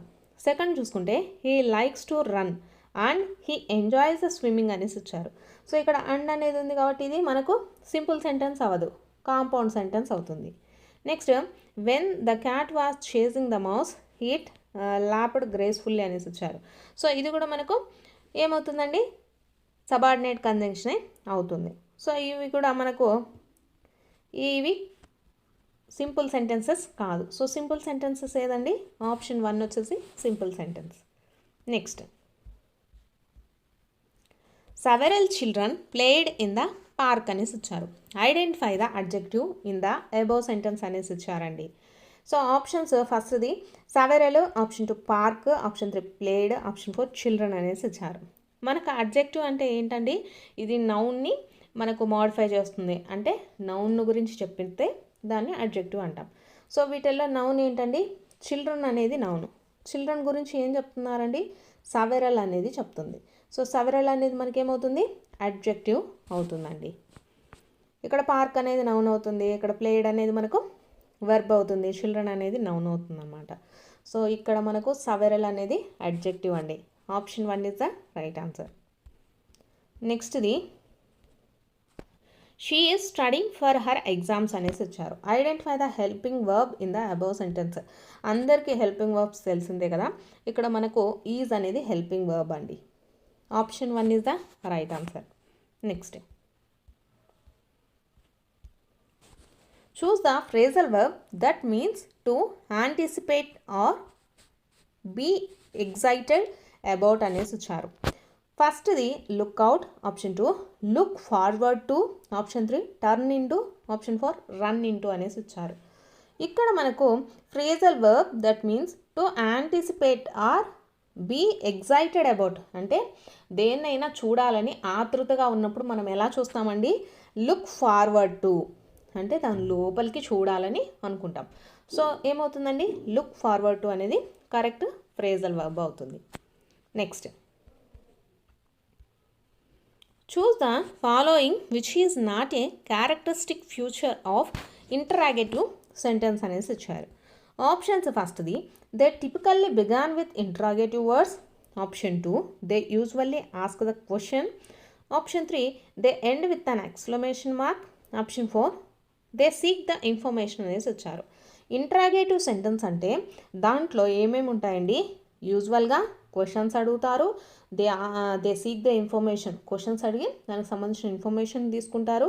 అలాగే ఇవి ఎలా బిగిన్ అవుతాయండి, ఇంటరాగేటివ్ వర్డ్స్తో బిగిన్ అవుతాయి. ఇవన్నీ మనకు ఇంటరాగేటివ్ సెంటెన్స్కి సంబంధించినటువంటి క్యారెక్టరిస్టిక్ ఫ్యూచర్స్. కానీ ఇదేంటంటే ఆప్షన్ 3 అండి, they end with the exclamation mark. ఇది మనకు ఎగ్జైట్మెంట్తో వాడుతున్నప్పుడు అటువంటి సెంటెన్స్ అప్పుడే మనము ఎక్స్క్లమేషన్ మార్క్ అనేది వాడతాం.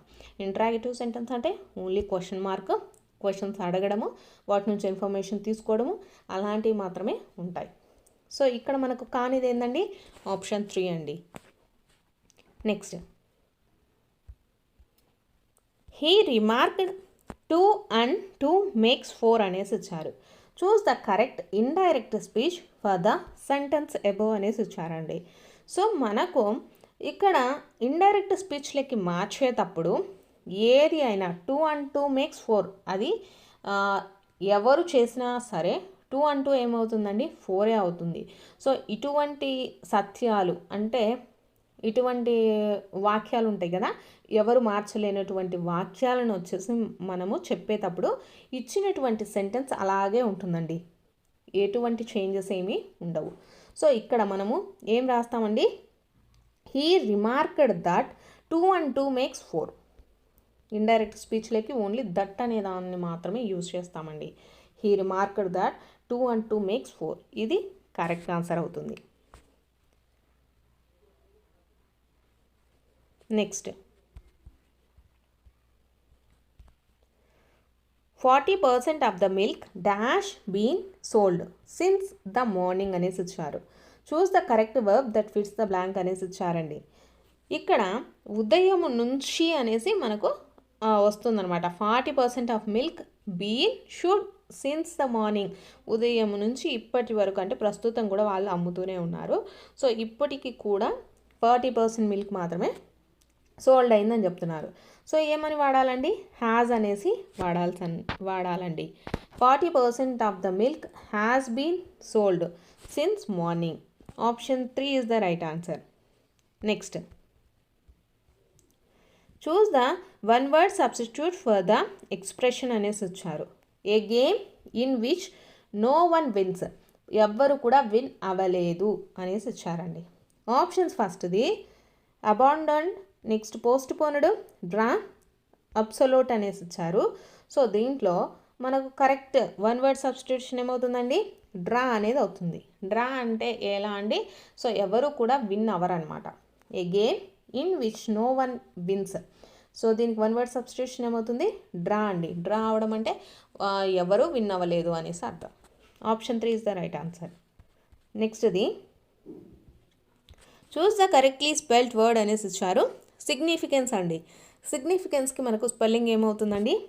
SIGNIFICANCE. Significance. Option 4 is the right answer. Next, the rains have heralded the arrival of some seasonal visitors, a leopard and a several thousand leeches అనేసి ఇచ్చారండి. So choose the synonym of the word arrival. అరైవల్కి synonym అంటే same meaning అండి. So first ది departure, option 2 approach, option 3 exit, option 4 absence. ఇక్కడ ఇచ్చిన వాటిలో arrival అన్న అప్రోచ్ అన్న రెండు కూడా సేమ్ మీనింగ్ అండి. అరైవల్ అంటే రావడం, అప్రోచ్ అన్న కూడా మనము కలవటం లేకపోతే రావటం, అదే మీనింగ్ వస్తుంది. సో డిపార్చర్ అన్న, ఎగ్జిట్ అన్న, ఆబ్సెన్స్ అన్న అక్కడ మనము లేకపోవటం అనేసి అర్థం వస్తుంది. సో ఇవి యాంటోనియమ్స్ అవుతాయండి. సినోనిమ్ ఏమవుతుంది అరైవల్కి? Approach. Next,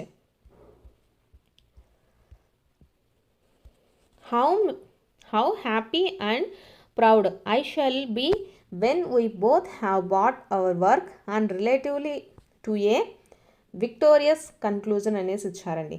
choose the antonym of the word victorious అనేసి ఇచ్చారు. ఆప్షన్స్ ఫస్ట్ది successful, option 2 triumphant, next defeated, option 4 jubilant అనేసి ఇచ్చారు.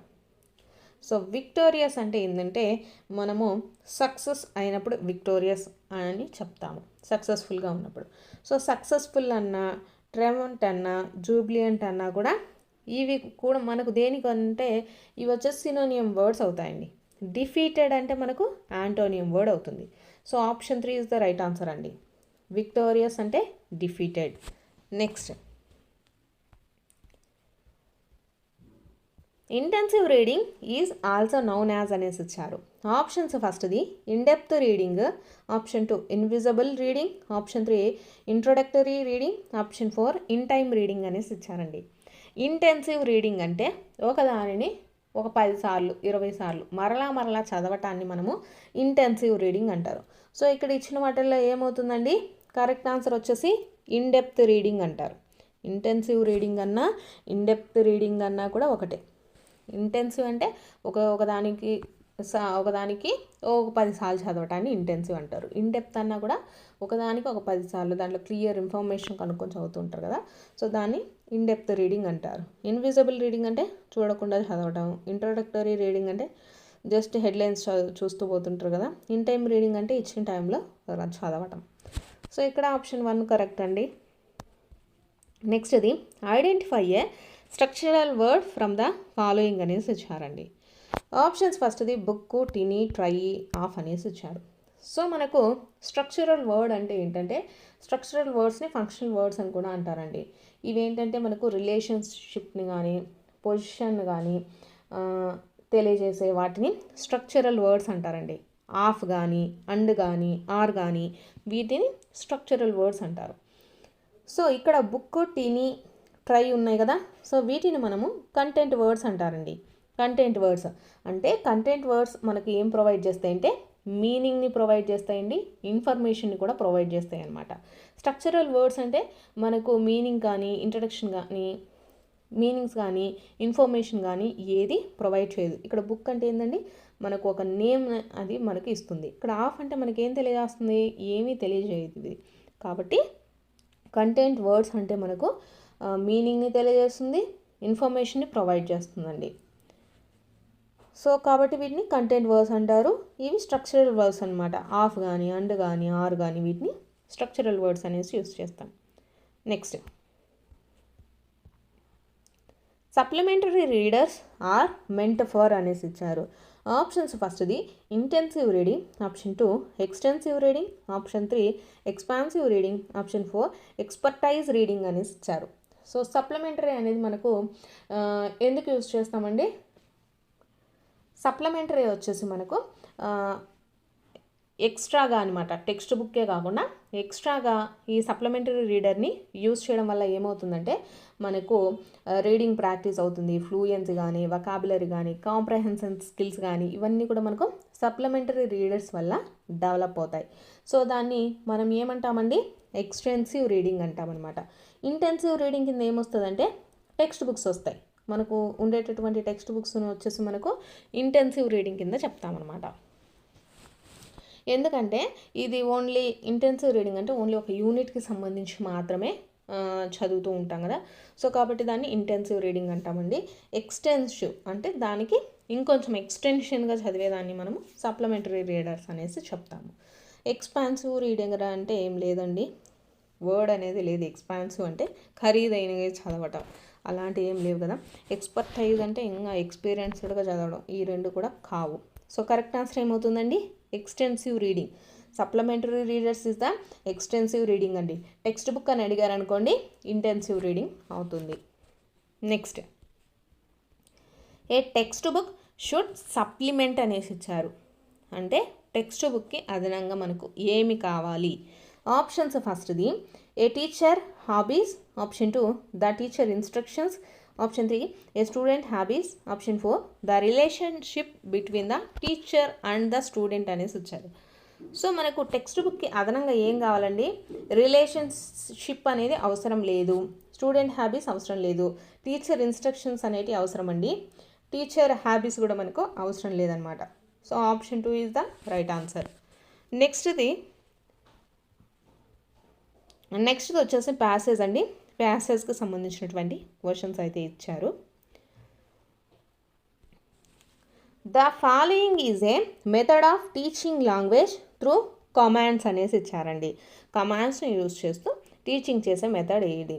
ఆప్షన్స్ ఫస్ట్ది total physical response, option 2 doctor West new method, option 4 diversified method, option 4 bilingual method అనేసి ఇచ్చారు. So correct answer ఏమవుతుందండి, total physical response అండి. Total physical response is the method of teaching the language through commands అండి. కమాండ్స్ని use చేస్తూ teaching చేసేది ఏది అంటే total physical response. Next, some words became prominent in a particular piece of text, but outside of the text they are not considered the important. Such words is called అనేసి ఇచ్చారు.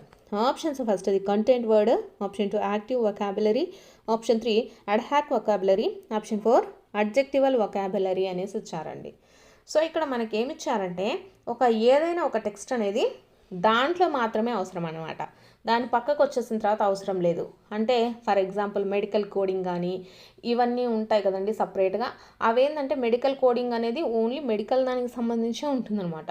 మిగతా దాంట్లో మనకు ఆ టెక్స్ట్ కానీ ఆ సెంటెన్సెస్ కానీ use అయితే అవ్వవు. సో అలాంటి వర్డ్స్ని అలాంటి టెక్స్ట్ని ఏమంటామంటే అడ్హాక్ వొకాబులరీ అంటారండి. Ad hoc vocabulary. So option 3 is the right answer. నెక్స్ట్ది it rained dash the day అనేసి ఇచ్చారు. Choose the word that fits in the blank అనేసి ఇచ్చారు. ఆప్షన్స్ ఫస్ట్ది into, option 2 upon, option 3 throughout, option 4 from the above అనేసి ఇచ్చారండి. So ఇక్కడ మనకు చూసుకున్నట్లయితే it rained dash the day, it rained dash the day అంటే అక్కడ రైన్ అనేది పడుతూ ఉంది. ఎంతవరకు, throughout the day. Throughout the day అనేదాన్ని వాడాలండి. Option 3 is the right answer. Into the day అనేసి ఉండదండి, అపాన్ ద డే అనేసి ఉండదు, ఫ్రమ్ ద అబోవ్ డే అనేసి కూడా వాడరండి. It rained throughout the day. Option 3 is the right అండి. నెక్స్ట్ది select the sentence that contains a main clause అనేసి ఇచ్చారు. సో మెయిన్ క్లాజ్ అనేది ఉంది అంటే ఆ సెంటెన్స్లో మనకు ఒక డిపెండెంట్ క్లాజ్ ఒక ఇండిపెండెంట్ క్లాజ్ కంపల్సరీ కూడా ఉంటుందండి. సో ఇక్కడ చూసుకున్నట్లయితే because it was raining as it is raining అనేసి ఇచ్చారు. సో దీంట్లో మనకు ఎటువంటి మెయిన్ క్లాజ్ కూడా లేదు. Option 2 although she studies hard for the exam, దీంట్లో కూడా లేదండి. He ate the dinner after he had finished his homework. ఇక్కడ మనకు చూసుకున్నట్లయితే మెయిన్ క్లాజ్ ఏంటండి, హీ ఏడ్ ద డిన్నర్. దీనికి సంబంధించి ఇండిపెండెంట్ క్లాజ్ ఏంటండి, ఇది he had finished his homework అనేది ఇండిపెండెంట్ క్లాజ్ అనమాట. So option 3 is the right answer అండి. Next walking along the beach the seagulls soaring overhead అనేసి ఇచ్చారు. సో కాబట్టి దీంట్లో కూడా మనకు ఎటువంటి మెయిన్ క్లాజ్ అనేది లేదు. సో ఇక్కడ ఆప్షన్ 3లో మెయిన్ క్లాజ్ అనేది ఉందండి. He ate the dinner after he had finished his homework. Next the model verb could is used to express అనేసి ఇచ్చారు. ఆప్షన్స్ ఫస్ట్ది past ability, option 2 command, option 3 instructions, option 4 obligation అనేసి ఇచ్చారండి. Could అనేటటువంటి దాన్ని మనం ఎప్పుడు యూజ్ చేస్తామండి, కమాండ్కి కానీ ఇన్స్ట్రక్షన్స్కి కానీ అప్లికేషన్స్కి కానీ వాడము. సో దేనికి వాడతాము, పాస్ట్ ఎబిలిటీకి వాడతామండి. Next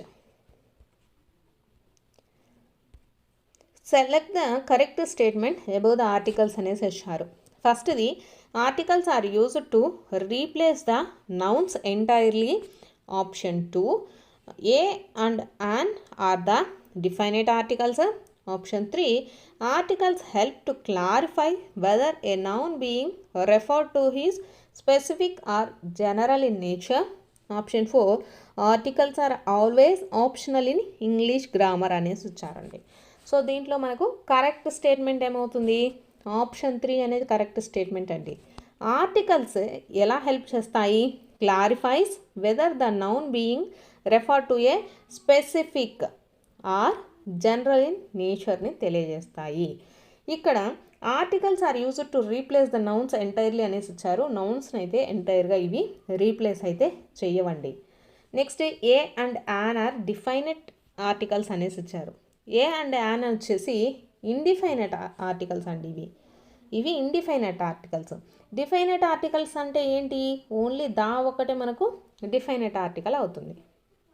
next articles are always optional in English grammar అనేసి ఇచ్చారండి. మనకు ఇంగ్లీష్ గ్రామర్లో ఆర్టికల్స్ అనేది కంపల్సరీగా ఉండాలండి, ఆప్షనల్ అయితే కాదనమాట. కాబట్టి ఇక్కడ కరెక్ట్ స్టేట్మెంట్ ఏంటండి, ఆప్షన్ 3 వచ్చేసి కరెక్ట్ స్టేట్మెంట్. ఒక ద్రవం నుండి దానిలో కరిగిన పదార్థాలను వేరు చేయడానికి వాడే పద్ధతి. ఆప్షన్స్ వచ్చేసి మనకు స్ఫటికీకరణము, ఉత్పతనము, సాంద్రీకరణము, తేర్చడము అనేసి ఇచ్చారండి. ఒక ద్రవం నుండి దానిలో కరిగిన పదార్థాలను వేరు చేయడానికి మనము ఏ పద్ధతిని వాడతామండి, స్ఫటికీకరణను వాడతాము. Option 1 is the right answer. Next question వచ్చేసి గ్రీజు మరకలు తొలగించడానికి వాడే పదార్థము. గ్రీజు మరకలు తొలగించడానికి మనము ఏ పదార్థాన్ని వాడతామండి, అమోనియం హైడ్రాక్సైడ్ అండి. Option 1 is the right answer. Next question వచ్చేసి స్థానాంతర చలనంలో ఉన్న వస్తువు వక్రరేఖ మార్గంలో ఉన్నట్లయితే ఆ చలనం ఏది అనేసి ఇచ్చారండి. ఆప్షన్స్ మనకు ఫస్ట్ది డోలనా చలనము, భ్రమణ చలనము, వక్రరేఖీయ చలనము, సమచలనము అనేసి ఇచ్చారు. మనకు స్థానాంతర చలనంలో వచ్చేసి 2 రకాల చలనాలు అయితే ఉంటాయండి. అవేంటి అంటే సరేఖీయ చలనము, అలాగే వక్రరేఖీయ చలనము. సో సరేఖీయ చలనం అంటే ఏంటంటే మనకు సరళ మార్గంలో ప్రయాణిస్తూ ఉంటే అప్పుడు ఆ చలనాన్ని వచ్చేసి మనము సరేఖీయ చలనంగా చెప్తామండి. సో సరేఖీయ చలనం అంటే మనకు కవాతుతో నడుస్తున్న సైనికులు, తుపాకీ నుంచి వచ్చేటటువంటి బుల్లెట్ కానివ్వండి, చెట్టు నుంచి పడినటువంటి పండు కానివ్వండి, ఇవన్నీ కూడా మనకు సరేఖీయ చలనం కిందికి వస్తాయి. నెక్స్ట్ వక్రరేఖ మార్గం అంటే వక్ర చలనము అంటే ఏంటంటే మనకు ఒక వస్తువు స్థానాంతర చలనంలో ఉంటూ కూడా మనకు వక్ర మార్గంలో ప్రయాణిస్తూ ఉంటే, అంటే ఇలా వక్ర మార్గంలో ప్రయాణిస్తూ ఉంటే దాన్ని మనం ఏమంటామండి? వక్ర రేఖీయ చలనము అంటాము. అంటే మనకు ఇక్కడ చూపించినట్లు మనకు రోడ్ల మీద మలుపులు అయితే ఉంటాయి కదా. సో మనము వెళ్ళేటప్పుడు మన వాహనాలు కానీ ఇవన్నీ కూడా మనకు వక్రరేఖ మార్గంలోనే ఉంటాయండి. నదిలో ప్రవహించే నీరు కానివ్వండి, పాము చలనం కానివ్వండి, ఇవన్నీ కూడా మనకు వక్రరేఖ మార్గంలోనే ఉంటాయి. సో వక్రరేఖ చలనం అంటే మనకు ఇలా ఉంటుందండి. సో నెక్స్ట్ చూసుకున్నట్లయితే మనకు భ్రమణ చలనము అనేసి ఇచ్చారు. భ్రమణ చలనానికి మనకు ఎగ్జాంపుల్ వచ్చేసి ఏంటండి? కదిలే గడియారం ముళ్ళు. గడియారం ముళ్ళు మనకు ఎలా తిరుగుతుందండి? ఇలా తిరుగుతూ ఉంటుంది. సో అది మనకు భ్రమణ చలనంగా చెప్పడం జరుగుతుంది. నెక్స్ట్ డోలనాచలనం. డోలనాచలనం అంటే మనకు ఉయ్యాల చలనం అండి. ఇలా మనకు ఒక వస్తూనే ఉంటుందన్నమాట. ఒక మధ్య స్థానం నుంచి ఇరువైపులా కూడా ముందుకు వెనుకకు తిరుగుతూ ఉంటే దాన్ని మనము డోలనాచలనం కింద చెప్పడం జరుగుతుంది. నెక్స్ట్ సమచలనము అంటే ఏంటంటే సమాన కాల వ్యవధుల్లో ఏదైనా ఒక వస్తువుని తీసుకున్నట్లయితే సమాన కాల వ్యవధుల్లో సమాన దూరాలు ప్రయాణిస్తూ ఉంటే అది సమచలనంలో ప్రయాణిస్తుంది, లేదా సమవేగంతో సమవడితో ప్రయాణిస్తుంది అనేసి చెప్తామండి. సో ఇక్కడ ఈ చలనాన్ని గురించి ఎందుకు చెప్పానంటే చలనంకి సంబంధించి కంపల్సరీ ఒక క్వశ్చన్ అయితే మనల్ని అడుగుతారండి. వక్రరేఖా మార్గం అంటే మనకు స్థానాంతర చలనంలో ఇలా ఉంటుందండి. సో అది వక్రరేఖీయ చలనం అవుతుంది. Option 3 is the right answer. Next question వచ్చేసి శుద్ధి చేయబడిన కార్బన్ను దీనిలో వాడతాము అనేసి ఇచ్చారండి. ఆప్షన్స్ మనకు బాణసంచా తయారీలో, నీటిని శుద్ధి చేసే వ్యవస్థలో, అలాగే యాంటీసెప్టిక్ ఆయింట్మెంట్ తయారీలో, వంట పాత్రల తయారీలో అనేసి ఇచ్చారు. సో మనము శుద్ధి చేయబడిన కార్బన్ వచ్చేసి దేనిలో వాడతాము అంటే నీటిని శుద్ధి చేసే వ్యవస్థలో మనకు శుద్ధి చేయబడిన కార్బన్ అయితే వాడతారండి. So option 2 is the right answer. Next question వచ్చేసి మనకు సీసాలు, వంట పరికరాలు, ఫిలింలు, తీగలు వంటి వస్తువులను తయారు చేయుటకు ఉపయోగించు సుపరిచిత పాలిస్టర్ యొక్క రూపం ఏది అనేసి ఇచ్చారండి. ఇక్కడ ఆప్షన్స్ మనకు HDPE, PVC, PET, LDPE అనేసి ఇవ్వడం జరిగిందనమాట. సో ఇక్కడ HDPE అంటే మనకు హై డెన్సిటీ పాలీ ఇథిలీన్ అండి. నెక్స్ట్ చూసుకుంటే PVC అంటే మీ అందరికి తెలిసిందే పాలీవినైల్ క్లోరైడ్. నెక్స్ట్ PET అంటే వచ్చేసి మనకు పాలీ ఇథిలీన్ థెరపలెంట్ అండి. నెక్స్ట్ LDPE అంటే వచ్చేసి మనకు లో డెన్సిటీ పాలిస్టర్ అనమాట. సో ఇది కూడా మనకు పెట్టి కానీ ఇవన్నీ కూడా మనకు పాలిస్టర్కి సంబంధించినవే. కాకపోతే మనకు ఈ సీసాలు, వంట పరికరాలు కానీ, ఫిలింలు కానీ, తీగలు కానీ ఇలాంటివి తయారు చేసేటప్పుడు మనము ఎక్కువగా దేన్ని వాడతామంటే PETని వాడతామండి. PET అంటే పాలీ ఇథిలీన్ టర్పంటైల్. సో దీన్ని మనము ఎక్కువగా యూజ్ చేయడం అయితే జరుగుతుంది. సో ఇది కూడా మనకు ఒక రకమైనటువంటి పాలిస్టరేనండి. నెక్స్ట్ క్వశ్చను, గాలిలో ఎక్కువ పరిమాణంలో ఉన్న వాయువు ఏది అనేసి ఇచ్చారు. Options carbon dioxide, oxygen, hydrogen, nitrogen అనేసి ఇవ్వడం జరిగింది. మనకు గాలిలో వచ్చేసి ఎక్కువగా నైట్రోజన్ అనేది ఉంటుందండి. నైట్రోజన్ వచ్చేసి మనకు ఎంత పర్సెంటేజ్ ఉంటుందంటే 78% ఉంటుంది. నెక్స్ట్ ఎక్కువగా ఇంకా మనకు గాలిలో ఎక్కువగా ఏం ఉంటుందంటే ఆక్సిజన్ అనేది ఎక్కువగా ఉంటుందండి. సో 21% అనేది ఆక్సిజన్ ఉంటుంది. హైడ్రోజన్ వచ్చేసి చాలా తక్కువగా ఉంటుందంటే 0.00005% అయితే మనకు హైడ్రోజన్ అనేది ఉంటుంది. నెక్స్ట్ కార్బన్ డయాక్సైడ్ వచ్చేసి మనకు గాలిలో ఎంత ఉంటుందంటే 0.03% అనేది మనకు హైడ్రోజన్ కార్బన్ డయాక్సైడ్ అనేది ఉంటుందండి. సో ఇక్కడ గాలిలో ఎక్కువ పరిమాణంలో ఉండేటటువంటి వాయువు ఏది అంటే నైట్రోజన్. నెక్స్ట్ క్వశ్చను, ఈగల వలన వ్యాపించే వ్యాధి ఏది అనేసి ఇచ్చారండి. ఆప్షన్స్ మనకు టైఫాయిడ్, మలేరియా, డెంగ్యూ ఇవ్వడం జరిగింది, ఫైలేరియా. సో కరెక్ట్ ఆన్సర్ ఏంటండి? ఈగల వలన వ్యాపించే వ్యాధి వచ్చేసి typhoid. Option 1 is the right answer. Next question, మొక్కల జన్యువులను సేకరించి భద్రపరిచే సంస్థ ఏది అనేసి ఇచ్చారు. ఆప్షన్స్ విత్తనాభివృద్ధి సంస్థ, national bureau of plant genetics, Deccan development society, council for green revolution అనేసి ఇవ్వడం జరిగింది. కరెక్ట్ ఆన్సర్ వచ్చేసి మనకు national bureau of plant genetics అండి. మొక్కల యొక్క జన్యువులను సేకరించి భద్రపరిచే సంస్థ వచ్చేసి national bureau of plant genetics. Next question, 2 ఎముకలను కలిపే తంతుయుత నిర్మాణాలు ఏవి అనేసి ఇచ్చారు. ఆప్షన్స్ టెండాన్స్, మృదులాస్థి, కీళ్ళు, లిగ్మెంట్స్ అనేసి ఇవ్వడం జరిగిందండి. సో ఇక్కడ 2 ఎముకలను కలిపే తంతుయుత నిర్మాణాలను ఏమంటామండి? లిగ్మెంట్స్ అనేసి అంటారు. So option 4 is the right answer. Next question వచ్చేసి క్రింది వానిలో సరికాని జత అనేసి అడిగారండి. ఆప్షన్స్ ఫస్ట్ది కొరకీ భవనము అమీబా, ఆప్షన్ 2 విచ్చిత్తి పారామిషియం, ఆప్షన్ 3 ముక్కలగూట శిలీంధ్రాలు, ఆప్షన్ 4 పునరుత్పత్తి ప్లనేరియా అనేసి ఇవ్వడం జరిగింది. సో దీంట్లో సరికానిది ఏంటండి? ఆప్షన్ 1 అనమాట. కోరకీ భవనం అమీబా అనేది సరికాదు. మనకు కోరకీ భవనం ద్వారా పునరుత్పత్తి జరిగే దేంట్లో అండి? ఈస్ట్ కానీ హైడ్రా ఇవన్నీ కూడా మనకు కోరకీ భవనం ద్వారా జరుగుతాయి అన్నమాట పునరుత్పత్తి. నెక్స్ట్ అమీబాలో వచ్చేసి మనకు దేని ద్వారా అండి? ద్విధా విచిత్తి ద్వారా మనకు పునరుత్పత్తి అనేది జరుగుతూ ఉంటుంది. సో ఇక్కడ మిగిలినవి చూసుకున్నట్లయితే విచ్చిత్తి పారామిషియం, ముక్కలగూట శిలీంధ్రాలు అంటే స్పైరోగైరా ఇవన్నీ ఉంటాయి కదా అవి. నెక్స్ట్ పునరుత్పత్తి ప్లనేరియా, ఇవి 3 కూడా కరెక్టేనండి. సో సరికానిది ఆప్షన్ 1.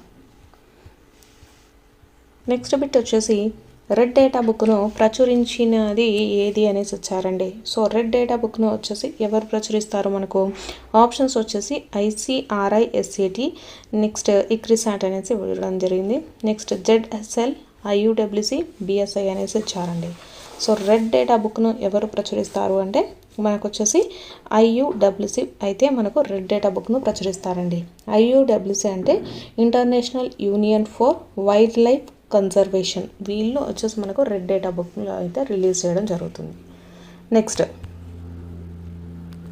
ఖరీఫ్ పంట కాలము అనేసి వచ్చారండి. సో ఖరీఫ్ పంట కాలం మనకు వచ్చేసి ఎప్పటి నుంచి ఎప్పటి వరకు ఉంటుంది? జూన్ నుంచి అక్టోబర్ వరకు ఉండేటటువంటి పంట కాలాన్ని వచ్చేసి ఖరీఫ్ పంట కాలంగా చెప్పడం జరుగుతుంది. నెక్స్ట్ క్వశ్చన్, మహాజనపదాలలో భర్తుక అనగా అనేసి ఇచ్చారండి. ఆప్షన్స్ ఇంటి యజమాని, సేవకులు, గ్రామ పెద్ద, న్యాయమూర్తి అనేసి ఇచ్చారు.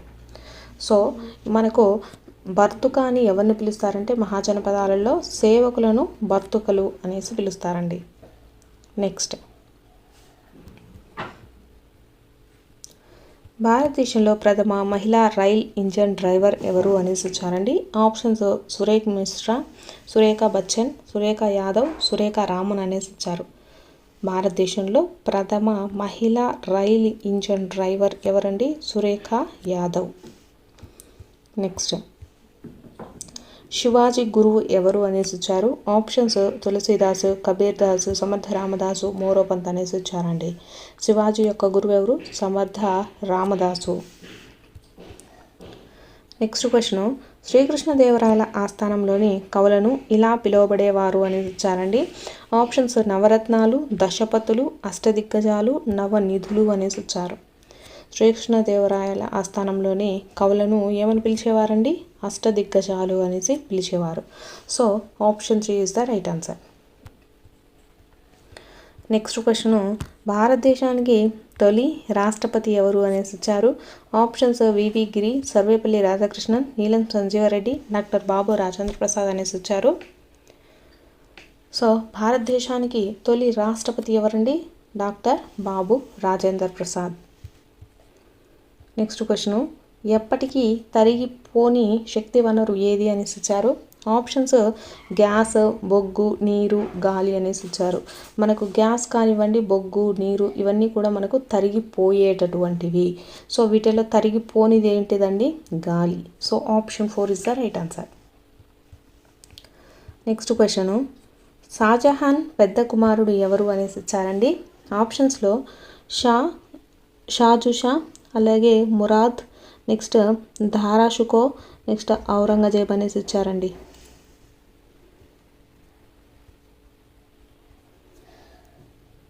సో కరెక్ట్ ఆన్సర్ ఏంటండి? ఆప్షన్ 3 ధారాగో వచ్చేసి మనకు షాజహాన్ యొక్క పెద్ద కుమారుడు. నెక్స్ట్ మీరాబాయి ఇతని శిష్యురాలు అనేసి ఇచ్చారు. ఆప్షన్స్ కబీర్ దాస్, రవిదాస్, గురునానక్, గురు గోవింద్ అనేసి ఇచ్చారండి. మీరాబాయి వచ్చేసి ఎవరి శిష్యురాలు? రవిదాస్ యొక్క శిష్యురాలు. So option 2 is the right answer అండి. నెక్స్ట్ క్వశ్చన్, బెంగాల్ పాలకునిగా రాబర్ట్ క్లైవ్కు హక్కు కల్పించిన చక్రవర్తి ఎవరు అనేసి ఇచ్చారండి. ఆప్షన్స్లో బహదూర్ షా, షా ఆలం, జహాంగీర్, అన్వరుద్దీన్ అనేసి ఇచ్చారు. బెంగాల్ యొక్క పాలకునిగా రాబర్ట్ క్లైవ్ కండి హక్కు కల్పించినటువంటి చక్రవర్తి ఎవరు? షా ఆలం. నెక్స్ట్, శాసనోల్లంఘన ఉద్యమం జరిగిన సంవత్సరం. శాసనోల్లంఘన ఉద్యమం వచ్చేసి మనకు ఏ సంవత్సరంలో జరిగిందండి? 1930వ సంవత్సరంలో జరిగింది. So option 2 is the right answer. Next question, భారతదేశానికి స్వాతంత్రం వచ్చే నాటికి బ్రిటిష్ వైస్రాయ్గా ఉన్నవారు ఎవరు? భారతదేశానికి స్వాతంత్రం వచ్చే నాటికండి. సో మనకు ఆ టైంలో బ్రిటిష్ వైస్రాయ్గా ఉన్నది ఎవరండి? Mount Batten. నెక్స్ట్, స్వాతంత్రం వచ్చినప్పుడు హైదరాబాద్ని స్వతంత్ర రాజ్యంగా ఉంచాలని భావించిన నిజాం ఎవరు? ఆప్షన్స్లో ఉస్మాన్ అలీ ఖాన్, ఆగా ఖాన్, అలీ ఖాన్, సయ్యద్ అహ్మద్ ఖాన్ అనేసి ఇచ్చారండి. సో కరెక్ట్ ఆన్సర్ ఎవరండి? ఉస్మాన్ అలీ ఖాన్ అండి. స్వాతంత్రం వచ్చినప్పుడు హైదరాబాద్ని స్వతంత్ర రాజ్యంగా ఉంచాలని భావించినటువంటి నిజాం రాజు ఎవరు అంటే ఉస్మాన్ అలీ ఖాన్. నెక్స్ట్ క్వశ్చన్, క్రింది వానిలో ఒకటి మౌలిక ప్రక్రియ అనేసి ఇచ్చారండి. ఆప్షన్స్లో ఫస్ట్ది ప్రయోగం చేయటము, పరికల్పన, ప్రతిపాదన, దత్తాంశ వ్యాఖ్యానము, వర్గీకరించడం అనేసి ఇచ్చారు. మౌలిక ప్రక్రియ అంటే బేసిక్ ప్రాసెస్ ఏంటి? మనకు ఫస్ట్ క్లాసిఫికేషన్ చేసుకోవడం అంటే వర్గీకరణ చేసుకోవడం అండి. ఒకటి మౌలిక ప్రక్రియ ఏది అంటే వర్గీకరించటము. So option 4 is the right answer. Next question, భావావేశ రంగానికి సంబంధించిన లక్ష్యం ఏది అనేసి ఇచ్చారండి. ఆప్షన్స్లో విశ్లేషణ, విలువ కట్టడము, ఉచ్చారణ, హస్తలాఘవము అనేసి ఇచ్చారు. సో దీంట్లో మనకు చూసుకున్నట్లయితే ఏదవుతుందండి? విశ్లేషణ వచ్చేసి జ్ఞానాత్మక రంగానికి సంబంధించింది. నెక్స్ట్ విలువ కట్టడం వచ్చేసి మనకు దేనికి సంబంధించింది? భావావేశ రంగానికి సంబంధించిందండి. ఉచ్చారణ, హస్తలాఘవం ఈ రెండు కూడా మనకు మానసిక చలనాత్మక రంగానికి సంబంధించినవి. సో ఇక్కడ భావావేశ రంగానికి సంబంధించిన లక్ష్యం ఏంటి? విలువ కట్టడం. భావావేశ రంగంలో ఏమేమి వస్తాయి? గ్రహించడము, ప్రతిస్పందించడము, విలువ కట్టడము, వ్యవస్థాపనము, శీలస్థాపనం ఇవన్నీ కూడా మనకు భావావేశ రంగంలో వస్తాయండి. నెక్స్ట్ క్వశ్చన్, పరిశోధనల ఆధారంగా విద్యా ప్రణాళికను కాలానుగుణంగా సమీక్షించాలి. ఈ సూచన చేసినది ఎవరు అనేసి ఇచ్చారు. మనకు దీంట్లో options Kothari commission, NPE 1986, Ishwarbhai Patel committee, UNESCO planning mission of experts అనేసి ఇచ్చారండి. సో పరిశోధనల ఆధారంగా మనకు విద్యా ప్రణాళికను కాలానుగుణంగా అంటే ప్రతి సంవత్సరానికి మనకు కాలానుగుణంగా మారుస్తూ సమీక్షిస్తూ ఉంచాలి అని సూచన చేసింది ఎవరు అంటే కొఠారి కమిషన్ అండి. Option 1 is the right answer. Next question, క్రింది సందర్భాలలో సాధారణ వ్యక్తి యొక్క జ్ఞాపక శక్తి అధికంగా ఉంటుంది అనేసి ఇచ్చారు. ఆప్షన్స్ చూచిన దానిలో, ఆప్షన్ 2 చెప్పి చేసిన దానిలో, ఆప్షన్ 3 విని చూసిన దాంట్లో, ఆప్షన్ 4 చదివిన దాంట్లో అనేసి ఇచ్చారండి. సో మనకు ఇచ్చిన క్రింది సందర్భాలలో జ్ఞాపక శక్తి వచ్చేసి ఎప్పుడు అధికంగా ఉంటుందండి? చెప్పి అంటే ఒకసారి చెప్పి నెక్స్ట్ మళ్ళీ చేయడం ద్వారా ఏంటంటే మనకు ఎక్కువగా గుర్తుండే ఛాన్సెస్ అయితే ఉంటాయి. So option 2 is the right answer. Next question, ఈ పరిస్థితిలో ఉపన్యాస ప్రదర్శన పద్ధతి అత్యంత ఉపయోగకరమవుతుంది అనేసి ఇచ్చారండి. ఆప్షన్స్ ఫస్ట్ది గాలి వెలుతురు అందుబాటులో ఉన్నప్పుడు, ఆప్షన్ 2 ఖరీదైన పరికరాలు అరుదుగా లభించే సందర్భంలో, ఆప్షన్ 3 మంచి ప్రదర్శన గది ఉన్నప్పుడు, ఆప్షన్ 4 సమయాభావ పరిస్థితులలో అనేసి ఇచ్చారు. సో ఏ పరిస్థితుల్లో అండి ఉపన్యాస ప్రదర్శన పద్ధతి మనకు ఎప్పుడు అనువుగా ఉంటుందంటే ఖరీదైన పరికరాలు అరుదుగా లభించే సందర్భాలలో, అంటే మనకు ఖరీదైనవి మనము ఎప్పుడు కొని వాటిని గురించి ప్రదర్శించలేము, ఉపన్యాసం కూడా చెప్పలేము అనమాట. సో ఎప్పుడైనా అవి లభించినప్పుడు మనకు వాటి నుంచి చెప్పడం అనేది అత్యంత ఉపయోగకరం అయితే అవుతుంది. So option 2 is the right answer. Next question, ప్రక్షేపక సాంకేతిక నికషకు ఉదాహరణ ఏది అనేసి ఇచ్చారండి. ఆప్షన్స్ ఫస్ట్ది the Bell adjustment inventory, option 2 Minnesota multiphasic personality inventory, option 3 సహజ సామర్థ్య యాంత్రిక నికష, ఆప్షన్ 4 కథాపూరణ నికష అనేసి ఇచ్చారండి. An example of projective test, ప్రక్షేపక సాంకేతిక నికషకు ఉదాహరణ ఏంటిదండి? కథాపూరణ నికష అండి. Option 4 is the right answer. So ఇవి వచ్చేసి మనకు సైన్స్ సోషల్కి సంబంధించి అలాగే వాటిల్లో మెథడాలజీకి సంబంధించినటువంటి క్వశ్చన్స్ అండి. మీకు కనుక వీడియో నచ్చినట్లయితే తప్పకుండా లైక్ చేసి సబ్స్క్రైబ్ కూడా చేసుకోండి.